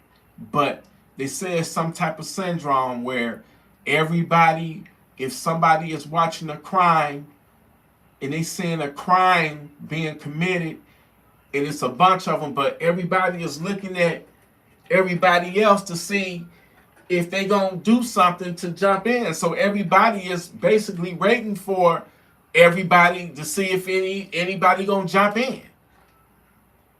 If that makes sense. But when they arrested him, matter of fact, during the beating, his friends that had rode with him, they was like, well, let's fuck her car up, so maybe he won't feel so bad if we trash her car. So they began, breaking her, busting out her windows, busting out her windshield, putting dents in it, and they was hoping by doing that it would have not made him so mad, he wouldn't have felt so bad. But they tried to get him, they charged him for murder, but ultimately he got off, I think, on I don't even think it was manslaughter they charged him with. He got off. He did some time, but he only did like 2 to 3 years. And it wasn't for murder, it was for something else, assault and battery. I think because they tried to say it wasn't his fault that she jumped over the bridge. He didn't tell her to jump over the bridge, even though he beat this woman. He was walking up to her in a threatening manner after he ripped her clothes off and brutally beat on her. But it's not his fault.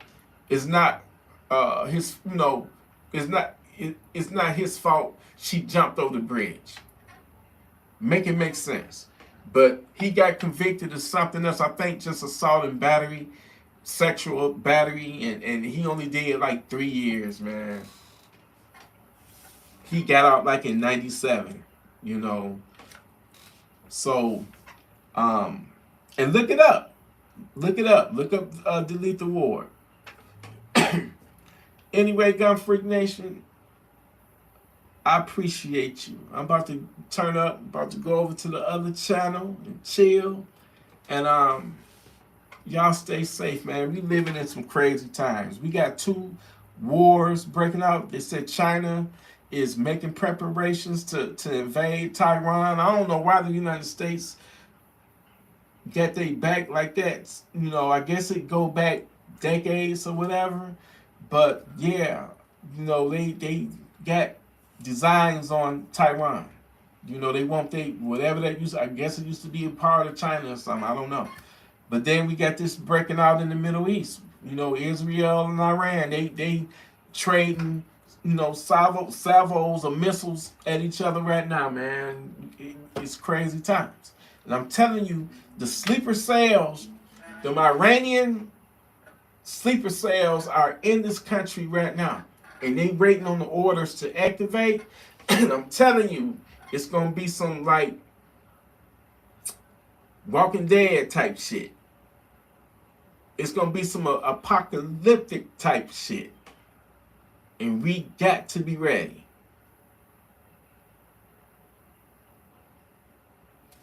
If you say so, what up?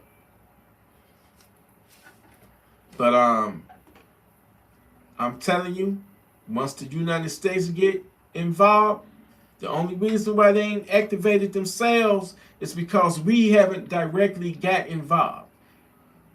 But now they saying they gonna attack any country that defends Israel, because it's other countries around Israel that's helping Israel shoot down all those ballistic missiles Iran is sending over, you know? Anywhere it go, man, I think they already got a bomb. If you ask me, I think we late. I mean, they late on that. I think they already got it or got enough material to make a bomb. And that's why they holding out. And Israel know that shit. You know, they're not gonna allow them to get a nuclear weapon. It is what it is.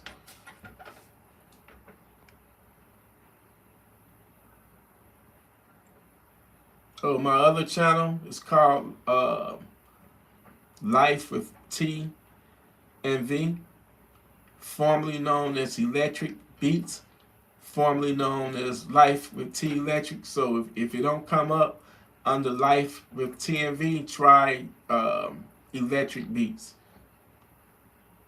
Thank you for going over there and, you know, hit the subscribe button. I appreciate you.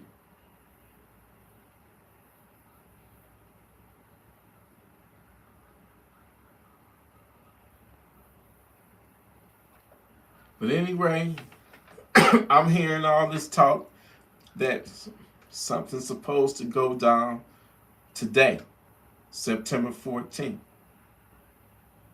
I'm hearing that it's going to be national rallies, national protests, and you know, that's all hearsay.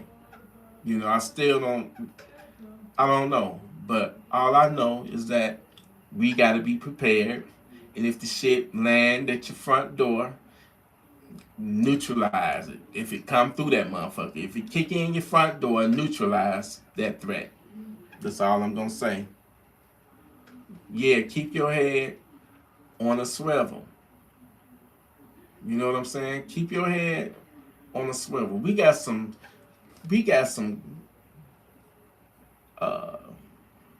Satan ass people out here.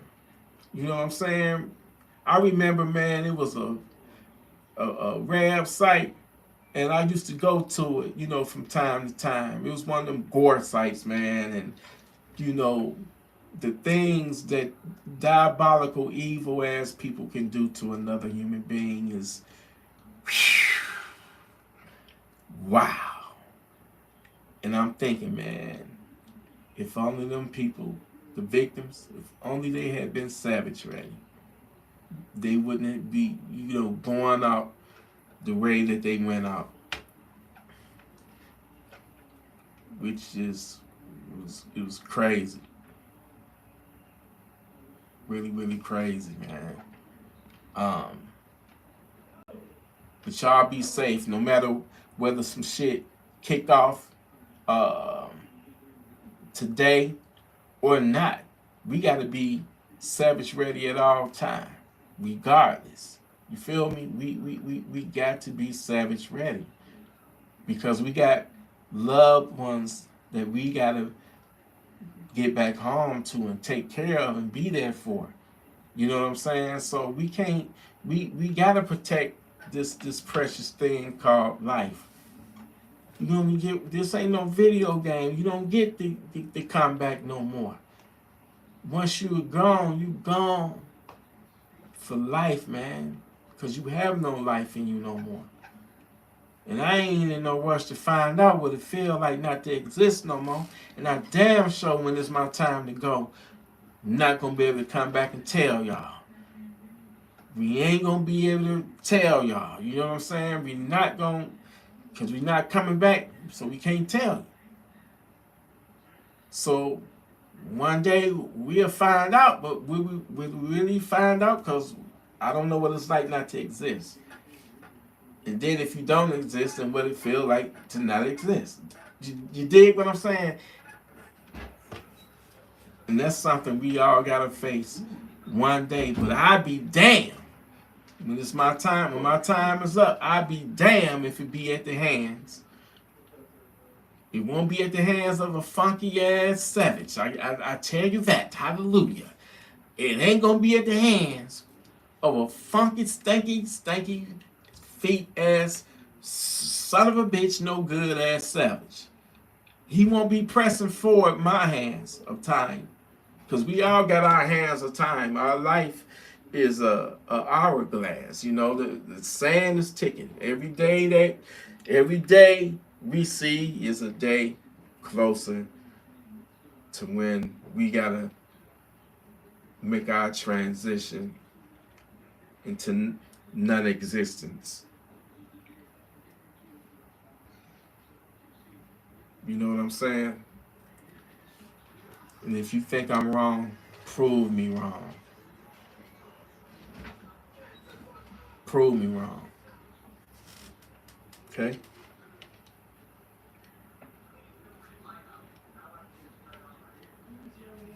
That's something that I ain't even trying to be morbid or nothing like that, man. Fuck that. But everybody know that death, you got happy, you got sad, you got sunshine, you got rain. You know what I'm saying? You got love and you got hate. You got life, you got death. It's the cycle of life. And the minute that you are born into this world, to this life, you on a trajectory. And if you do right by yourself, eat right and all that stuff, you live, you die from natural causes. You live to be an old man or an old woman, right? But sometimes during that trajectory, you may make choices, decisions, get caught up in somebody else's mess, and you can lose your life. A lot of people don't make it to the end. A lot of people have their life cut short because at the moment they let their emotions get the best of them, and they made a split-second choice, a split-second decision that cost them their freedom or cost them, even worse, their life. So you have to avoid any situation that can potentially go fucking left. You got to damn near all just project that shit before it even happens. You just have to think that way. That way, when some shit do go down, or you see it remotely even trying to go down that way, you remove yourself from that situation before it get, unless that bastard is just hell bent on trying to do harm to you. Then you got to do what you got to do to eliminate that threat, to neutralize that threat. You got to do what you got to do. Sometimes if they back you up and you ain't got no other recourse, then you got to do what you got to do, because at that point it's your life that's on the line, right? Your life is the one that's on the line. You got to make it back home to your loved ones, to your family. So you got to do what you got to do. But if it's a situation where you can just leave, I often think about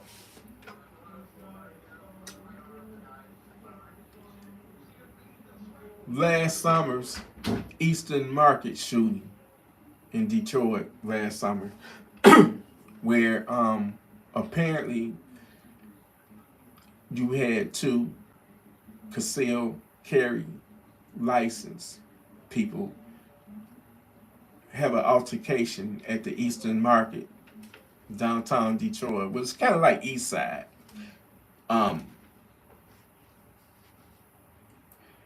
They are outside. They in an open door, an outside, literally outside market. Nobody was cornered. Nobody was backed into a corner. They could have just left. But instead, they chose to argue. One of them pulled out a gun, revealed that he had a gun. When he pulled it out of his waistband, he racked it back, let everybody know that he put one in the head, and he's walking around with the gun in his hand at the low ready. The guy that he was arguing with is up on a platform, and he's motioning for him to come up to him, which was his fatal mistake. He walks up to the guy that waved him over. He still had his gun to the side at the low ready. As soon as he walks up to the guy that was up high on a platform, they began to exchange words. Within seconds, the guy that was up on the platform, the one who motioned for him to come over, reached into his waistband, pulled out his gun, put it to the guy that had the gun at the low ready to his side, put it to his head, and pulled the trigger.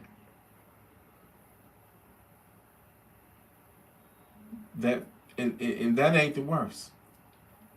The poor guy whose event it was his event. This guy was well known in the city of Detroit and suburbs, and he was well loved, and people, he was a party promoter. He had put together a tailgate event for the Detroit Lions football game that day. So he was trying to break it up. He was trying to de-escalate it. He was trying to calm it down. He was trying to break it up. When the guy shot the guy that had the gun at the low ready, right? He had it dropped to the side. He shot him in the head. Bullet went through his head and hit that innocent guy's head, the party promoter. He died instantly. The one who had the gun to his side, he died the next day. But all of that because you got two egos. Okay? No, this dude, he got off.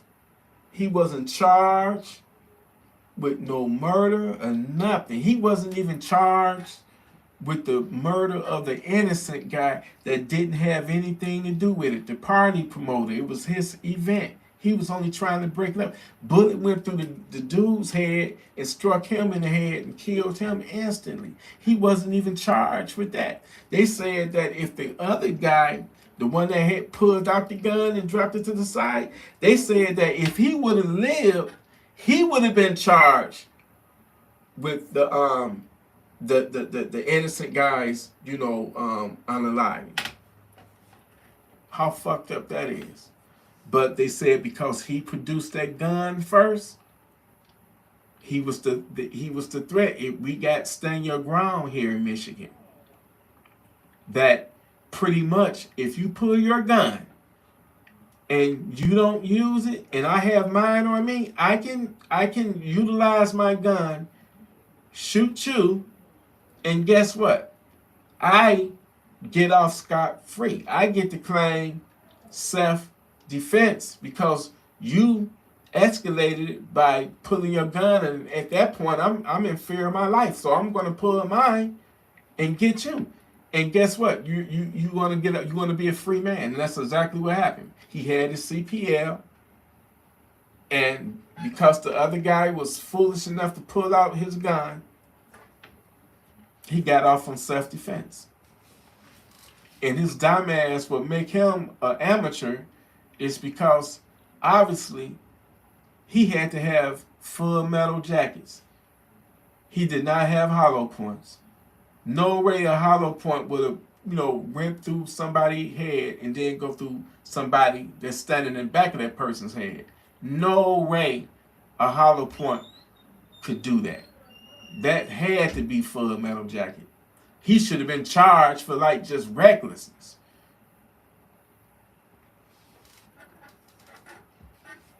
That's why I say, you encounter a savage, number one, always assume that they aren't. Always assume, because most people that want to fight it out and continue to argue with you and want to escalate the situation, what's making them bad, they know they got a gun. They know they got that gun on them, or else they wouldn't be acting that way. So you encounter anyone, I don't give a damn how hot their temperature is or how low their temperature is, you got to assume that they are armed. And especially if you're in a situation where you're dealing with multiple people, you got to have eyes on every single one of them motherfuckers. Because I guarantee you, the main one, you could be having words arguing with one, but that one came with three. And one of that three, or all that three, could be armed. And while you focus on number one, it's going to be one of them three, or all three going to get you because you focus on that one. You never want to get caught up in a situation where it's multiple people. Even if you having words with one, it's still people with that person. Them the ones that's going to get you. That's how my nephew got killed. That's how he died. I don't never want to see or hear about somebody going out like he went out. And it was all over some stupid dumb shit.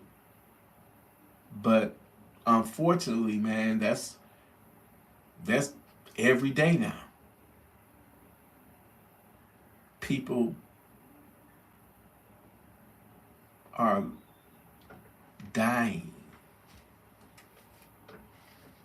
over the most stupid, dumb, ignorant,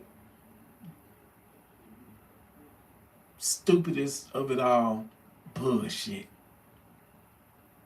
They anger or they pride or whatever, pride and anger, get them to do stupid dumb shit.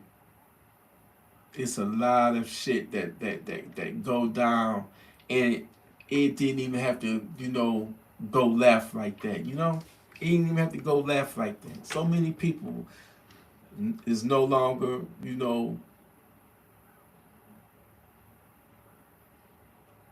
in the land of the living, you know, because of a split-second decision, split-second choice, you know.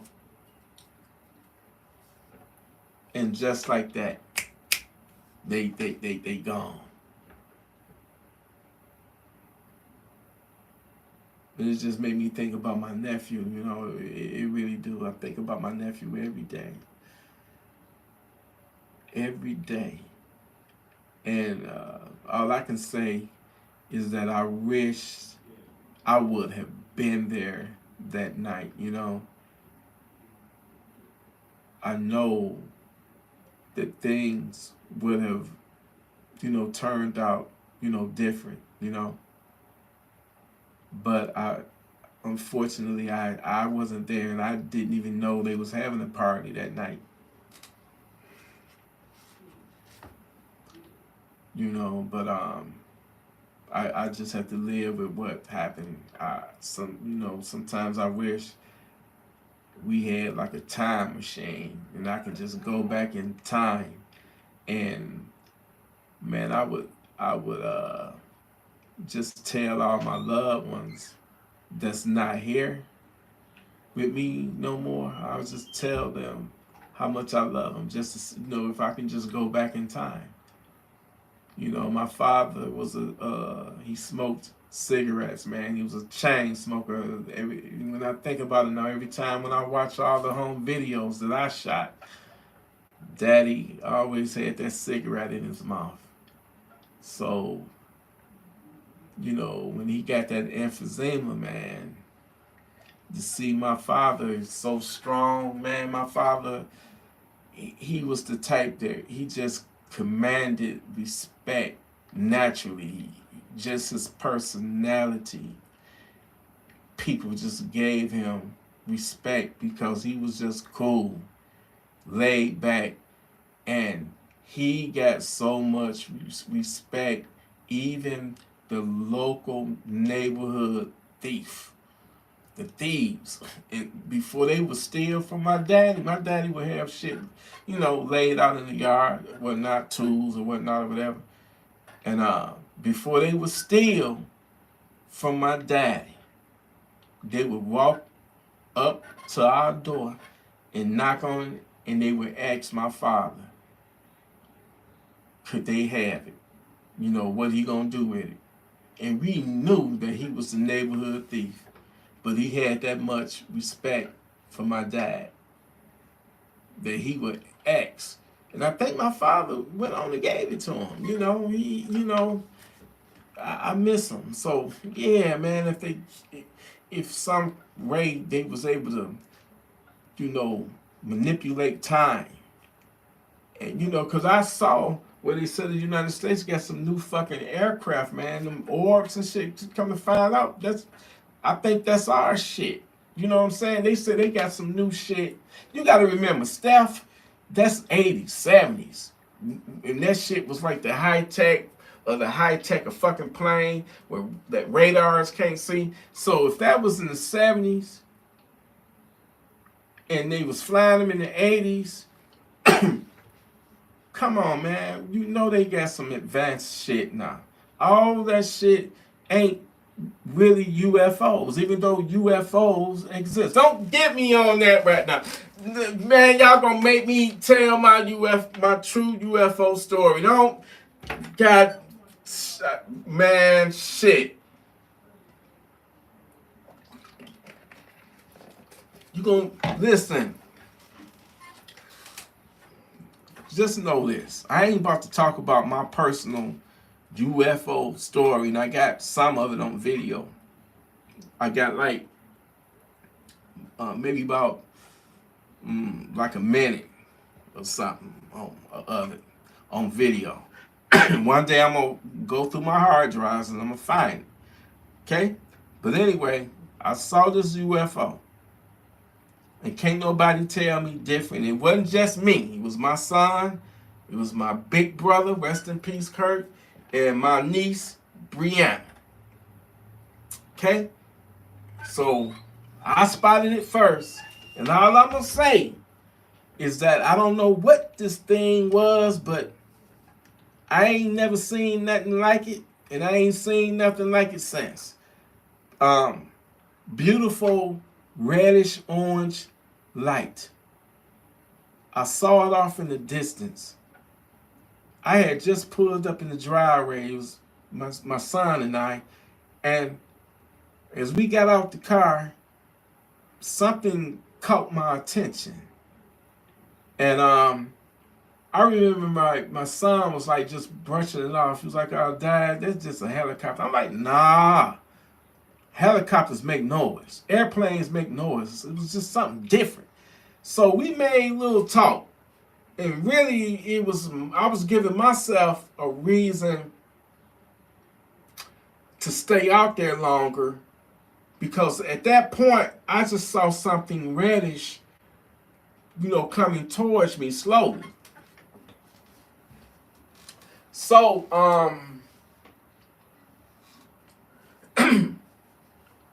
so I'm chopping it up with my son, and as it got closer, I said, "Hell no, that I don't know what that is." But you know what? The description was the same objects that was seen in Phoenix in 1997, March 13th, 1997.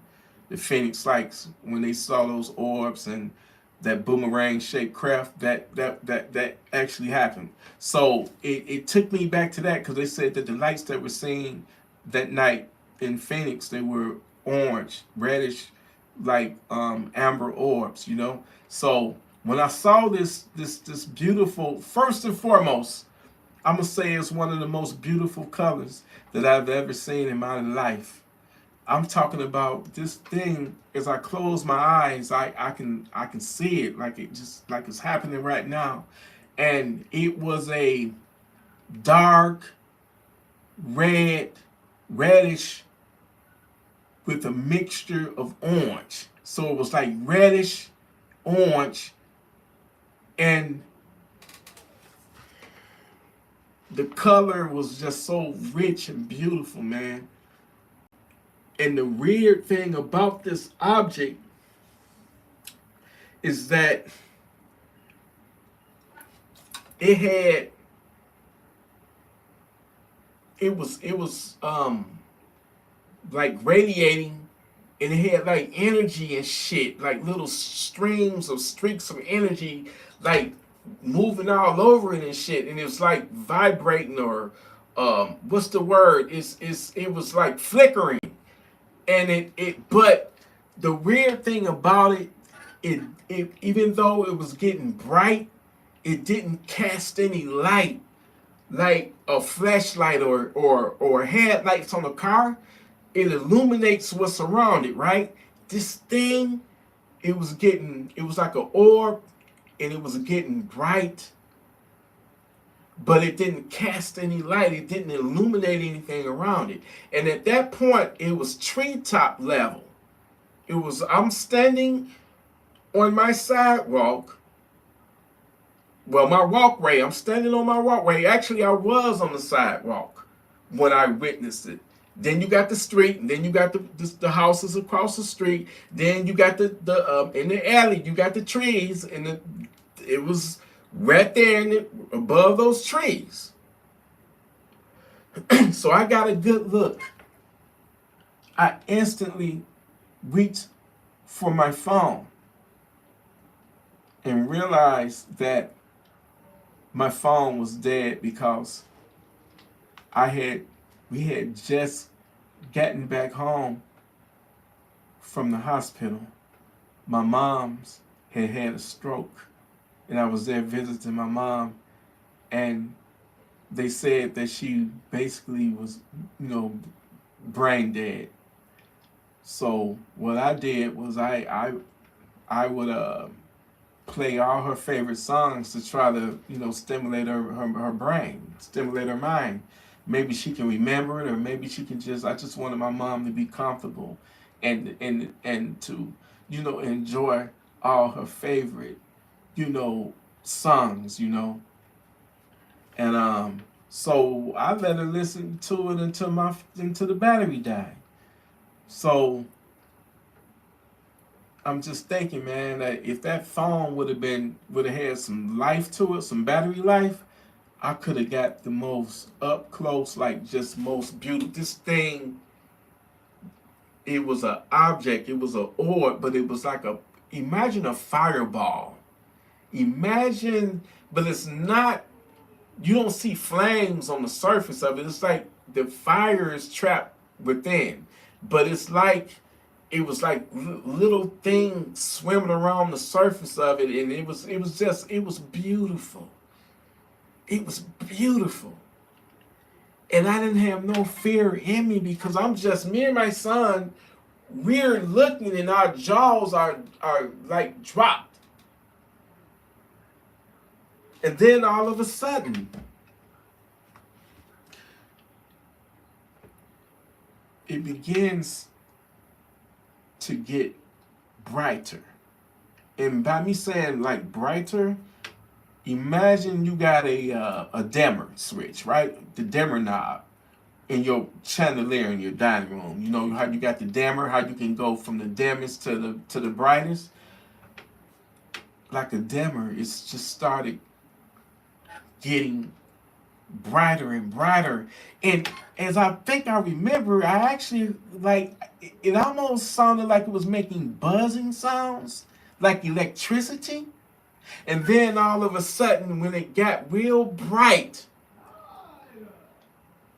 stuff started trickling off of it, looked like fire or something, like molten metal. It looked like molten metal.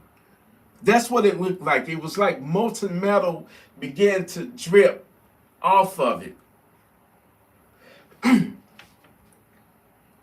Once when that stopped doing, once when it stopped dripping,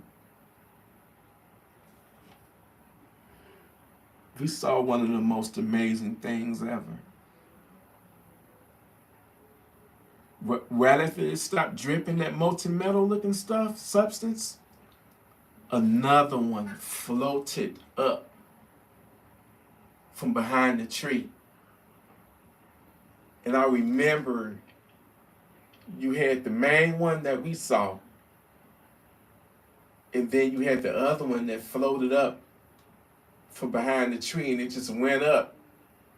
And it was like some geometry or something. It was like they were angled. This thing, I'm telling you, it had intelligence. And now that I'm thinking about it, I can't help but to think the shit that was melting, like dripping off of it, that molten metal, it had to create that second one. I think it created that second one. So at that point, I knew I had this old ass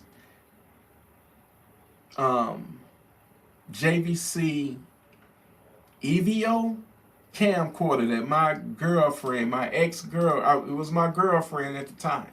She bought it for me back in, that was like 2010. So you know it was old. HD wasn't even out. HD wasn't, yeah. So, but that's the only camera that I had, video camera that I had, because my battery was dead on my phone. And so I ran in the house screaming, it's UFOs outside. So my brother Kurt, rest in peace, and my niece Brianna, they all ran out there. I ran upstairs. I grabbed that camera. I had to find it. I was hoping that it had some battery life to it, because I didn't use the motherfucker at all. And I ran out there, and it was still up in the sky. And the crazy thing is, at one point, I think I got that part on video, because once when I, one of them old cameras and that flip out the screen. So as I'm zooming in on it, I don't see shit in the viewfinder. I don't see nothing, nada, zilch. But at one point, it was a commercial airplane flying right in the pathway, but it was way up higher. And this thing, I'm telling you, this object, it was treetop level.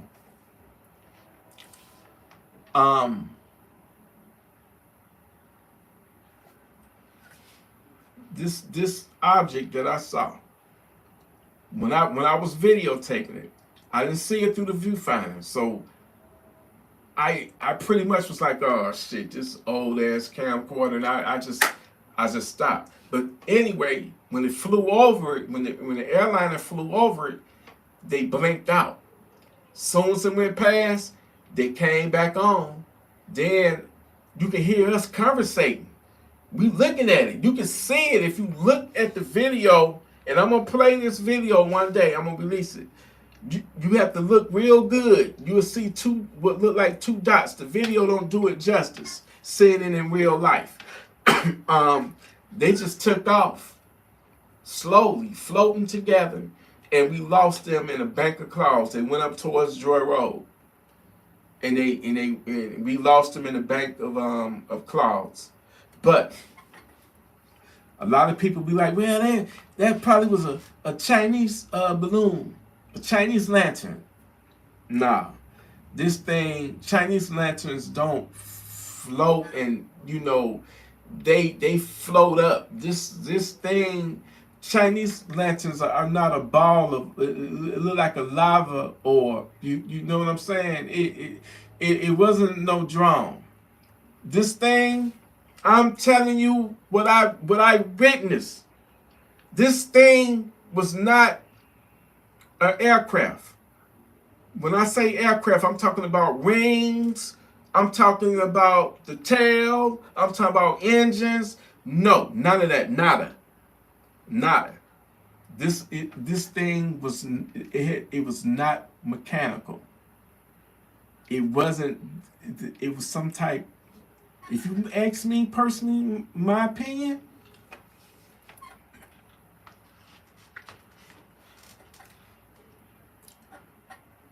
I think that it was another unknown life form, because this was not no vehicle. It wasn't mechanical. This was a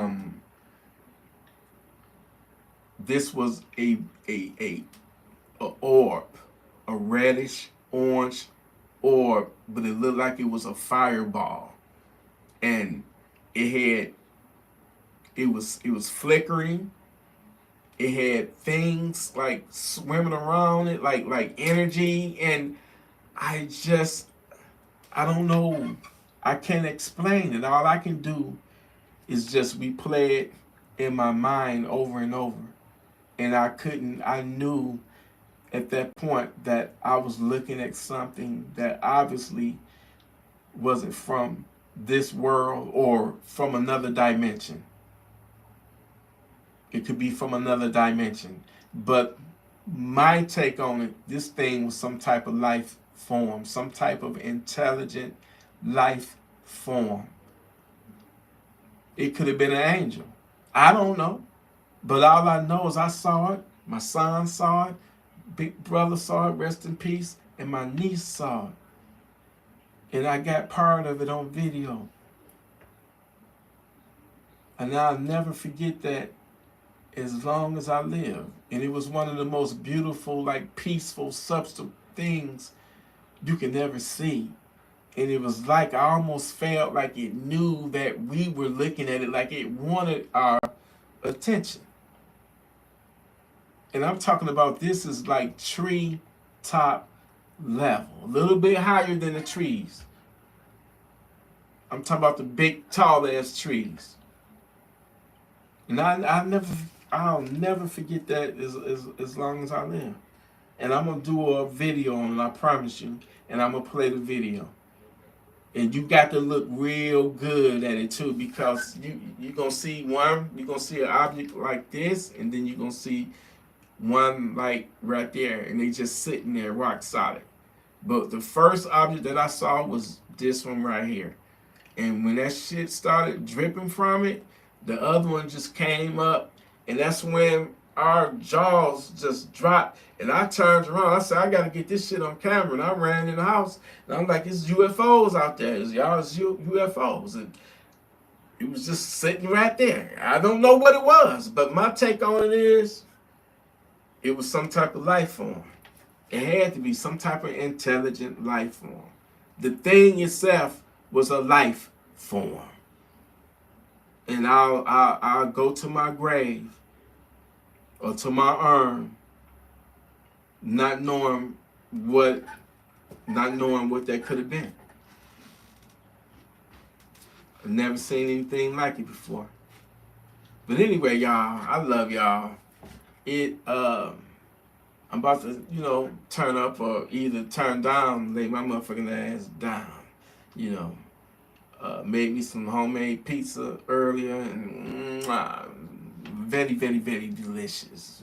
I put pepperoni, I put mushrooms, I put black olives, I put pineapples, I put turkey bacon, I even tucked the cheese and the crust, you know what I'm saying, and made my own stuffed, crust, you feel me, and I put pepperoni in them motherfuckers, so yeah, I did my thing today. I can get it where I got a pass. I can be Italian because I actually do have Italian in me. My mom was half Italian and half black. So it kind of passed on to me. So, to my Italian stallion brothers, you know what I'm saying? T got the pass, you feel me? I love y'all too, loving y'all is loving me, you feel me? Anyway, let me jump the fuck on off. I'm about to tune it in to, I guess I gotta say Fox News, because everybody got mad at me for having it on CNN. I said, excuse me, I thought I paid bills in this motherfucker. And I thought I can, this high-ass cable bill or YouTube TV that I got. You mean to tell me I can't watch one news channel that I want to watch? No, let's get a disclaimer. I know that CNN is one of the worst channels ever. And sometimes I just like to watch it just to laugh at all of the fuck shit that they do.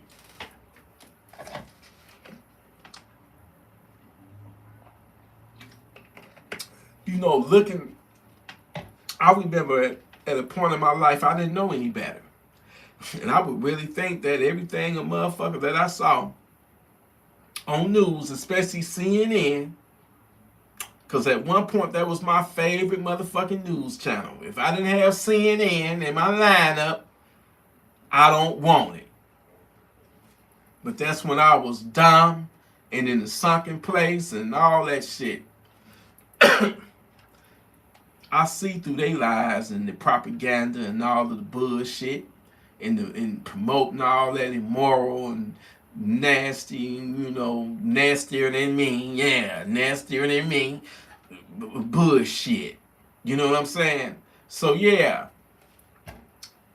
But that don't mean that I can't watch the TV that I paid for. You feel me? So, I'm going to continue to watch it for the jokes, shits, and laughs. You know what I'm saying?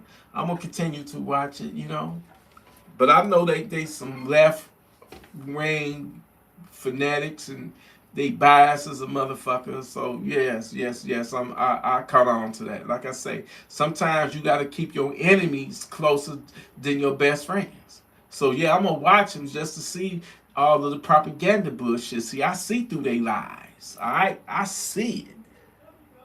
So when you see me live and you see CNN on it, you got to know that T already know what it's about.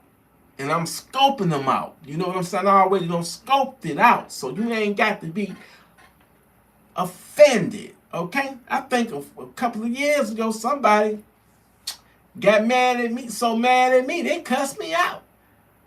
I had to end up unblocking their ass. Because I had it on CNN in the background. I said, ain't that a bitch? But anyway, man, I'm about to, how long have I been live? Damn, almost 2 hours, man. When you having fun, time flies. You know what I'm saying? Anyway, it's supposed to be some shit happening throughout the country today. Please do not participate, none of that shit. Don't, if you go into any event that say no gun zone, then I would highly recommend that you do not participate in that event if it's a no gun zone, because a no gun zone always turns out to be a death zone. Okay, basically a death trap. Then at the same time, I ain't really trying to be somewhere where everybody can bring a motherfucking damn gun in there. Because I guarantee you, it's going to be some ignorant savage up in there. And he probably got his concealed carry license too. So I don't think I'll be comfortable in a place where you can bring a gun. I'm not saying I 100% wouldn't go in, but I definitely wouldn't be comfortable. I go to a bar, I leave my, in my secret Batman safe in my car, right? So, but I feel comfortable because I know I'm about to get searched for weapons, and so have everybody else that's already in the bar. So I know that ain't nobody in there armed. So it ain't gonna be no fuck shit going down. You know what I'm saying? That's not, so, but at the same time, I'm at a place and I'm able to bring mine. Well, shit, if I'm able to bring mine concealed, I'm pretty sure it's some other motherfuckers in there. They got the same thing, and you just never know when some shit can pop off. And the bullet ain't got no name. Now, I'm not telling you not to have a life. I'm just telling you, take life and your safety, take your life serious. So you won't be, taking your last breath saying, damn, how the fuck this shit happened to me? Is this the way I'm going out? You don't want to be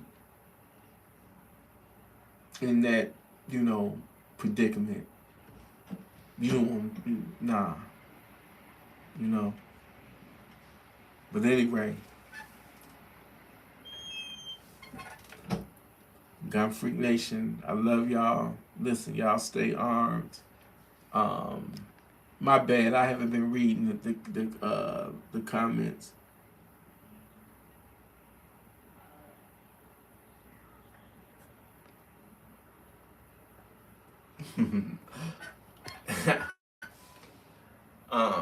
Yeah. Anyway, whatever, if anything, kick off. Don't participate unless that shit come knocking at your door. Then you got everybody, at least here in Michigan, we got the castle doctrine here in Michigan. We don't have to retreat. We stand our ground here. We also got stand your ground law here in Michigan too. But we got that castle doctrine. So somebody come up in here and they ain't drunk and went to the wrong damn house, that's because that's the only way you gonna get a pass from me. Sometimes that shit really does happen. When you got a drunk motherfucker that mistake your house for his house, and he insisting on coming in and think you done broke in his house, but he drunk as fuck. Hell no. But I wouldn't treat that situation with deadly force because it doesn't warrant that. However, you break up in my shit and I clearly see that you are armed, I'm shooting first and then ask questions later. Because as soon as I detect that firearm, I'm looking at it like it's either you or me at that moment, And that's all it takes. Just like that. Just like that. And that can change your entire life. Whether you live, or whether you die, or whether you lose your freedom.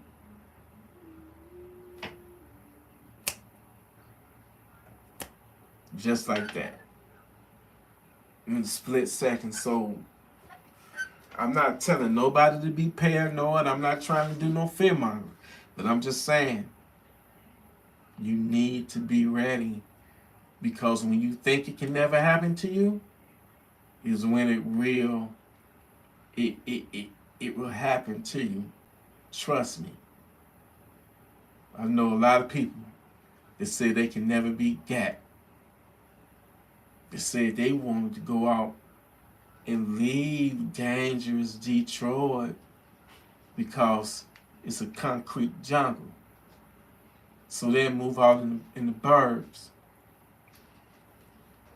And guess what? They got unalive out there in them suburbs. See, running from the place they thought was dangerous, they ran out thinking they was safe because they was in the suburbs. But guess what? Home invasions happened out there too. And that's exactly what happened to them. Man, I've been through some things, know a lot of things, and no matter where you lay your head, you got to be ready at all times. Even if you got to sleep with it, you got to be ready at all times. I remember as a kid growing up, Bobby Bogartner. Man, I know y'all don't heard me talk about Bobby Bogart. I don't really, I ain't trying to make it seem like I'm blowing him up or glorifying a drug dealer. I made my mistakes. Yes. When I was a drug dealer, about 30, anyway, I was a drug dealer for 2 weeks because, I had fell in love with a whore that owed a debt. And I was, kind of broke at the time. And I said, you know what? I want my baby to be safe. I don't want you to smash up her face. So I sold drugs until I paid the debt off. And until that time, for 2 weeks, I thought I was, I thought I was Tony Montana. I thought I was Scarface, and the fucked up part is I didn't even have a fucking gun. I had a toy gun, and yeah, I was kind of a fucked up individual, back in them days. I'm not glorifying it or, proud of it all. And I think the fucking toy gun was a fucking transformer. What is the what's the fucking, is it G.I. Joe? No, fucking Transformer. Is it the Decepticon leader? What's his name? Who's the leader of the Decepticons? I know Cobra is the leader of the G.I. Joes or whatever. I forget they call them, but then I don't fucking know. All I know is it was a toy fucking gun that was a transformer, and I was flexing like the motherfucker was weird with my dumb ass, Anyway, I forget what the fuck I was talking about. Let me get back to what I was saying. You only get one life. Okay? You want to live your life. Especially if you're young. You like sex, don't you? Don't you like sex? You like sex, right? Sex is one of the most pleasurable, most beautiful, God-giving, earthly things that he has blessed men with. Okay? And that's the beautiful woman in the vagina. Alright? You don't want to lose that over some dumb shit and you lose your life. Because whether you lose your life or you lose your freedom, you're not going to have a one man. You know what I'm saying? So that's the ultimate reason why you should not put yourself in a situation where you can, that's God's blessing. That's God's gift there. Lord knows I had my, my issues back in the day. I don't even want to talk about it. But I went through some things, went through a whole lot of women, and I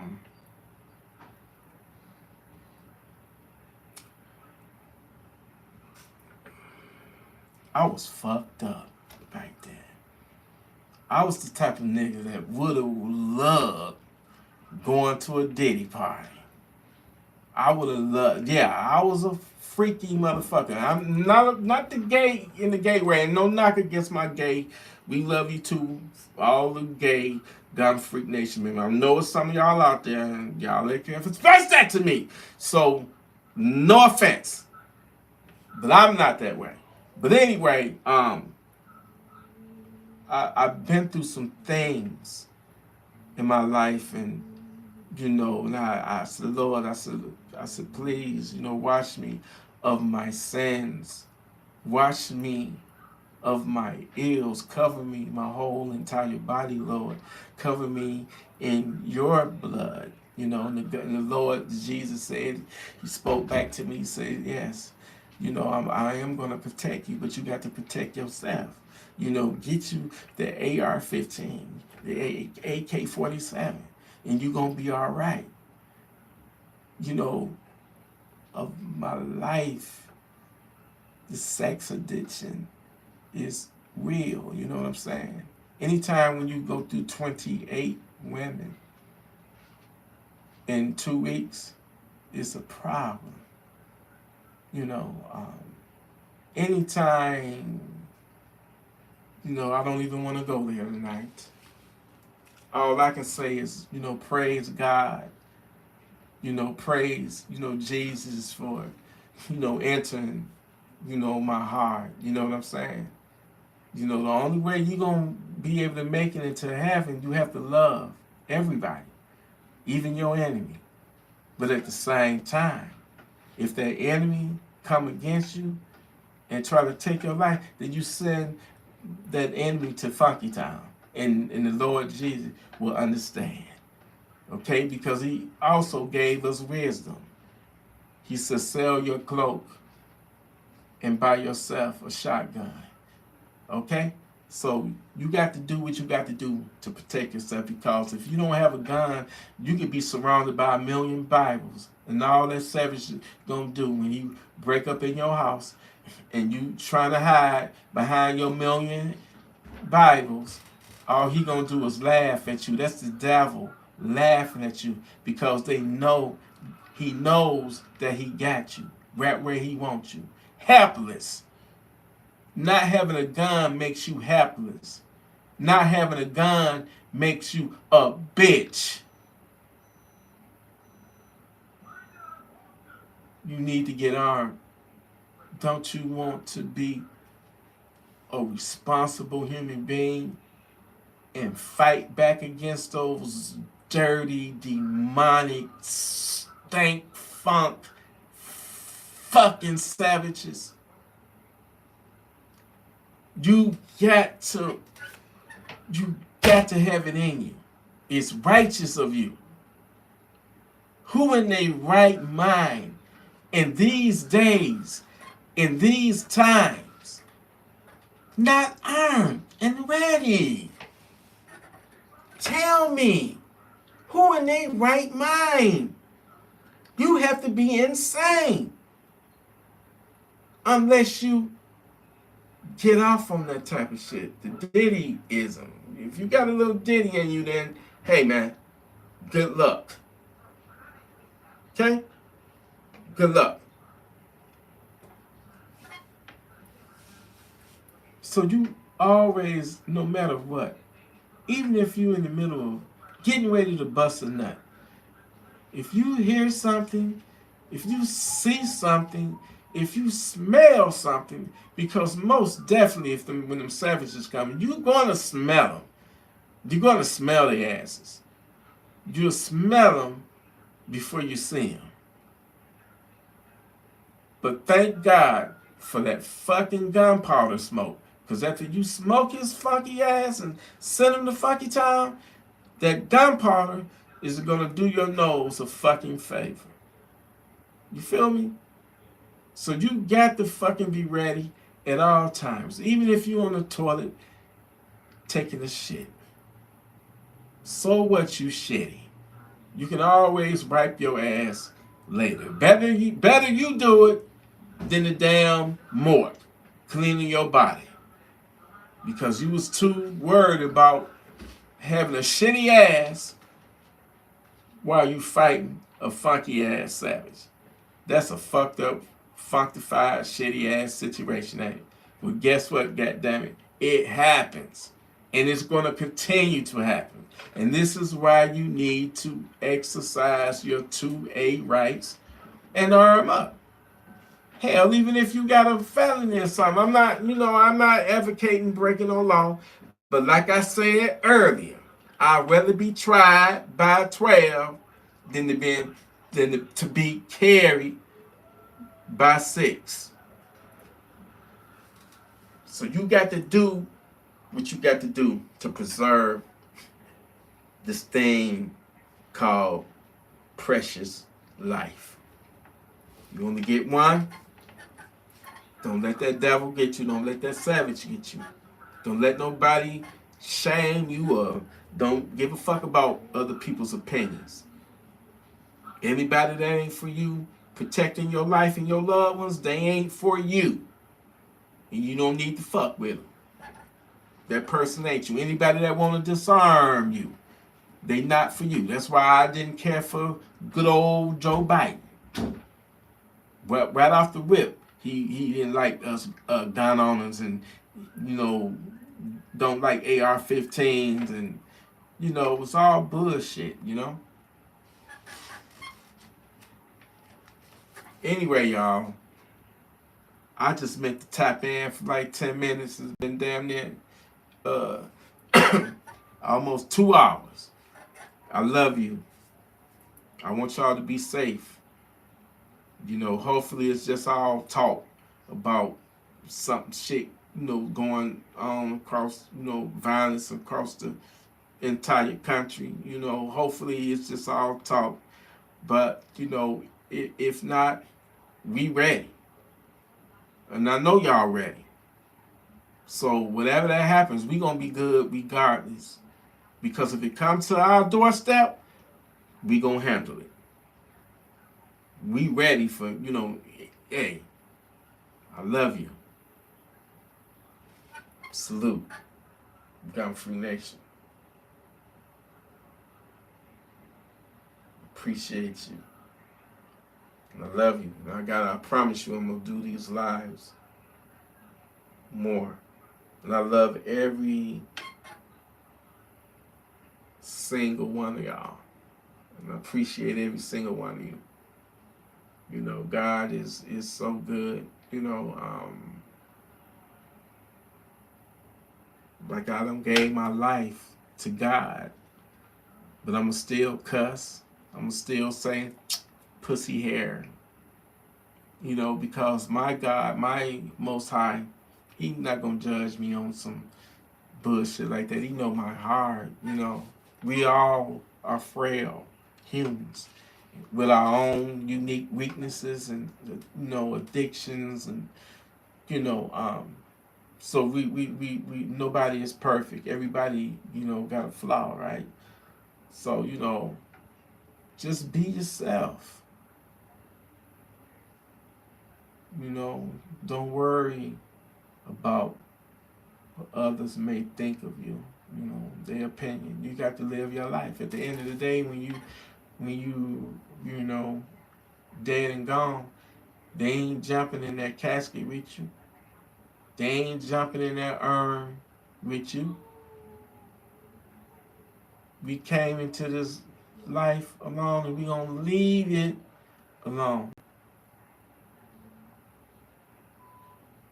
So in the meantime, don't give 2 fucks what somebody think of you. I used to care about shit like that back in the day.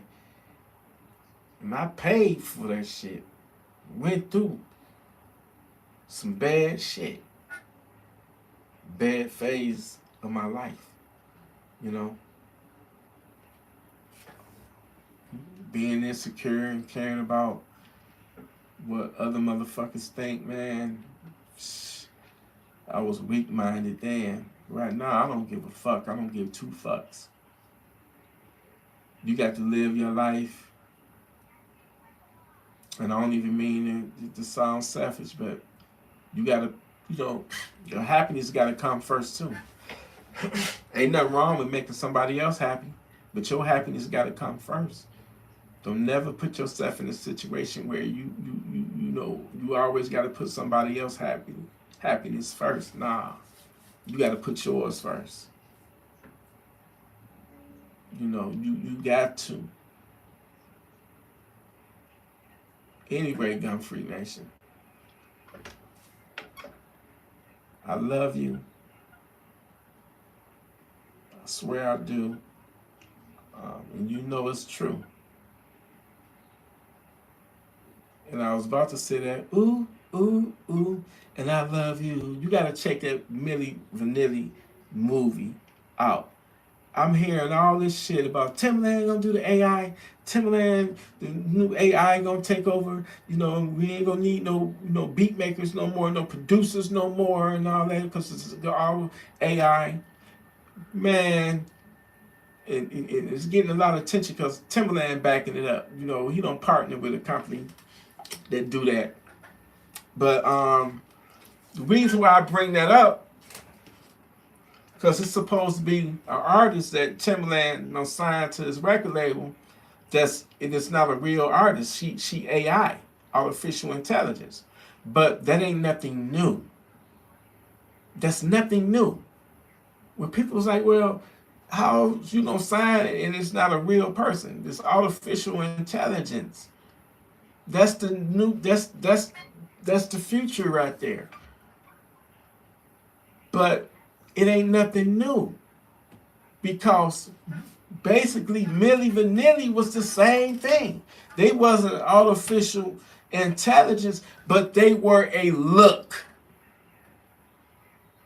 They wasn't the real singers. They was just for the look and the entertainment. Same thing with Timbaland I'm trying to do now. It ain't even a real person. It's going to be an artificial intelligent artist that's going to be singing, probably dancing. I don't know, but she's going to be singing. How's that any different than Milli Vanilli? They was the front people, but they wasn't the real singers. They were the dancers, but they wasn't the singers. So we already had it with Milli Vanilli. They was a fraud. They wasn't real. But I'm about to tap out, because the more buzzer I get, the more out there that I'm talking. So I'm going to jump the fuck on off. I love every single one of you. I almost started to say motherfuckers. Y'all is my motherfuckers. And I'm y'all motherfucker, all right? We going to be a bunch of motherfuckers tonight. A bunch of armed, righteous motherfuckers tonight. Ain't no freaky shit going down. If it's going to be some freaky shit, I'm going to be the one that's going to be doing the freak shit. Okay? You ain't coming up in my shit doing no freaky shit. I'm going to be the nigga that's doing the freak shit. I'm going to be the freaky motherfucker. You want to find out? Come break up in my house. Break up in my house. And you going to find out how the fuck freaky I am with my funky town sandals. All right? I love you guys, Freak Nation. I'm up out of here. Prayers for all of the violence that's going on around the world. Let's just pray for peace, which we know ain't gonna motherfucking happen.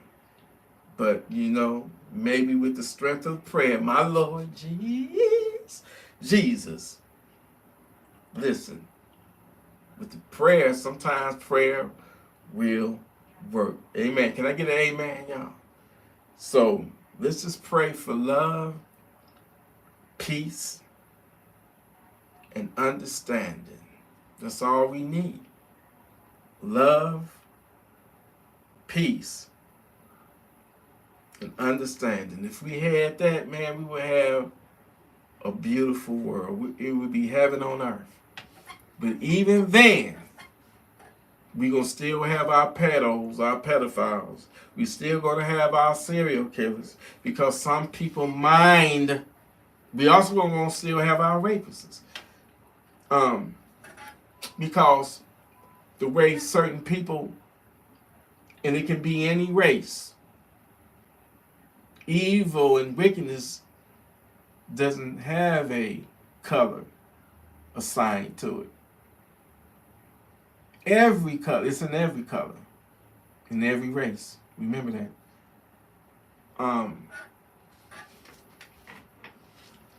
What I was getting at, damn, I don't forget what the fuck I was just saying. You just got to be ready. And always, I'm not telling people not to pray. I'm saying prayer ain't going to save you. A gun is going to be the one that, you know, the tool that saves you. You know what I'm saying? You can hide behind your 1,000 Bibles. All that savage is going to do is just laugh. And then do whatever he wants to do to you while you on your knees praying. And while you're on your knees, he's going to put his beef jerky in your mouth. And he going to say, pray on that. And that's exactly what the fuck is going to happen. Now, if you got a funky town sender,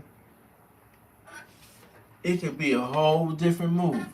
And it ain't got the end with that savage's beef jerky in your mouth.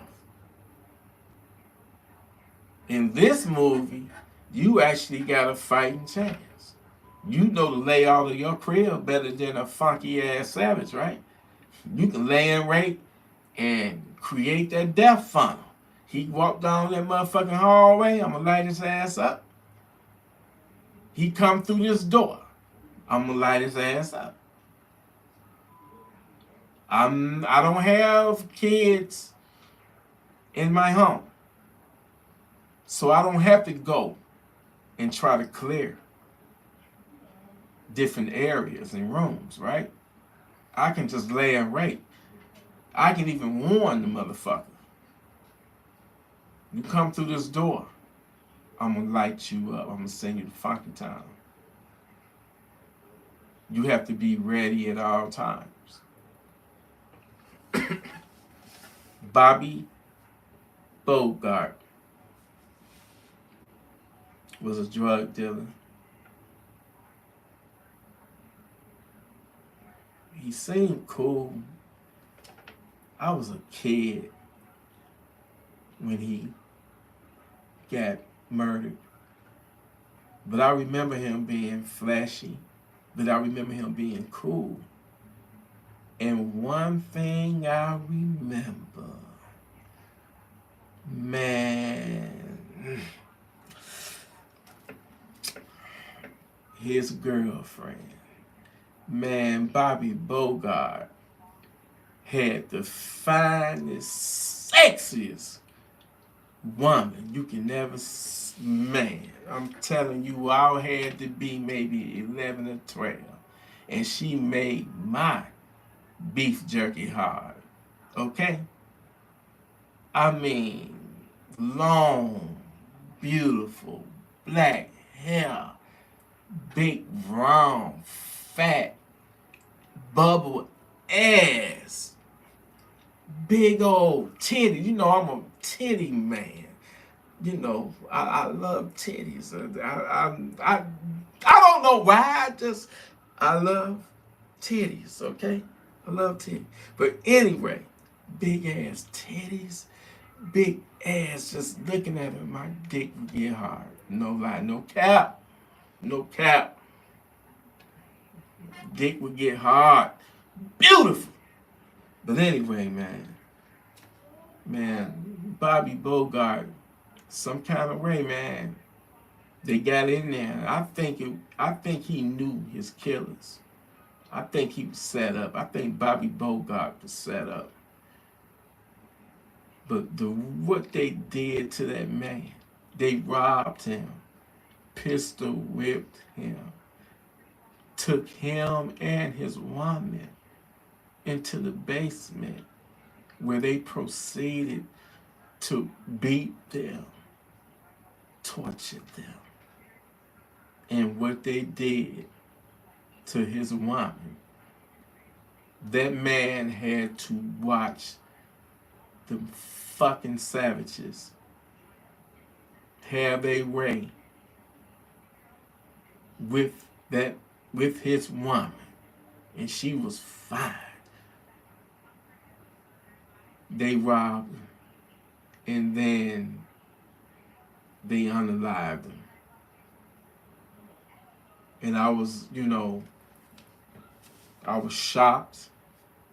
I'll never forget that day seeing the meat wagon out front, maybe about 7 or 8 police cars, and the meat wagon, pull up, and they took 2 gurneys, and I remember them clearly walking up the steps, up to the, up on the porch and through the front door.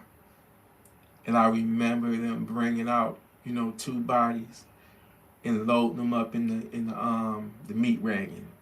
And the meat wagon was a blue van that said medical examiner on it. It was a, but we call it the meat wagon,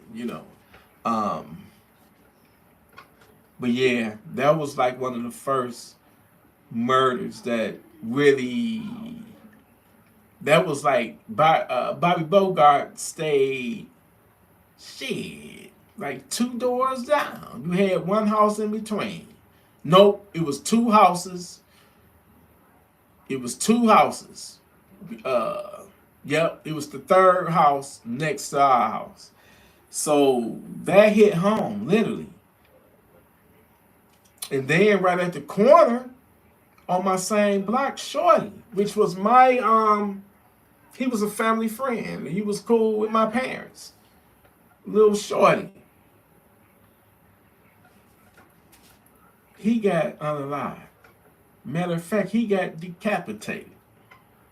He had a daughter that, had a troubled life or whatnot, drugs, in and out of youth homes. And she had her dad set up by 2 of her friends, 2 dudes. And they went in there and, man, they decapitated. I remember going to the funeral, well, to the rape. Not the funeral, but the rape, to the viewing. I can see where they stitched his, head back on, man. That shit was crazy.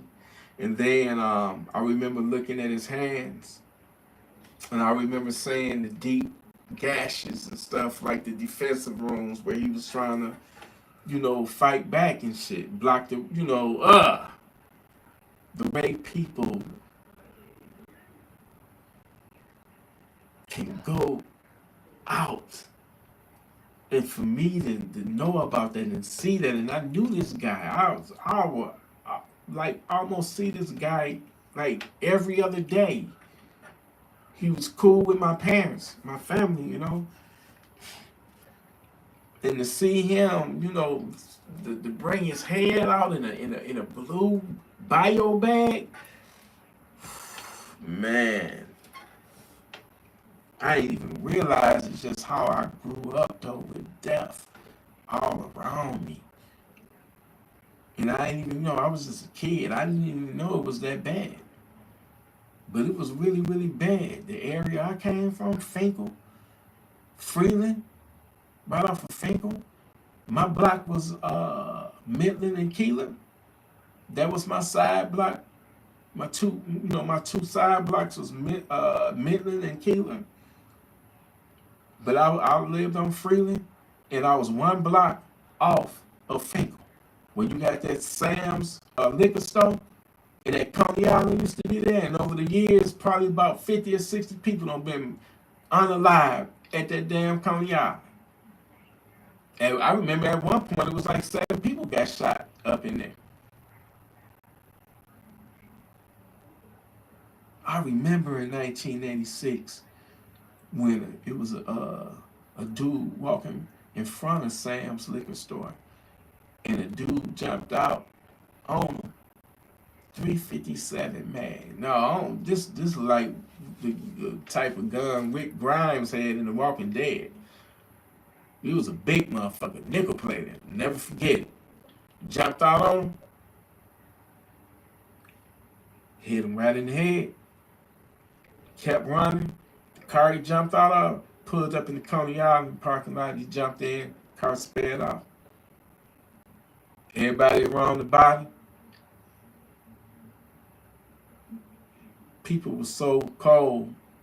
The niggas were so cold hearted. My man taking his last breath, they lifting up his neck, taking his dookie rope. I'll never forget it. My man's had a thick ass, back then they called them dookie ropes. And that fucking rope, that gold chain he had, they called them dookie ropes back then in the 80s. That motherfucker had to be about that thick. I kid you not, I saw it. See it just like it was yesterday. And they took the dookie rope off, they going through his pockets, and they took off running. My, opinion was he had to be some type of drug dealer the way he was dressed. Because he was fly like a motherfucker, especially with that dookie rope on. But yeah, man, that happened that had to be like 85. Yeah, I've seen a lot of crazy shit that I've witnessed personally, But one thing about my dad, I'll never forget it. He always kept a gun. My father, he was a former police officer anyway, when he lived in Alabama. But he always kept a gun.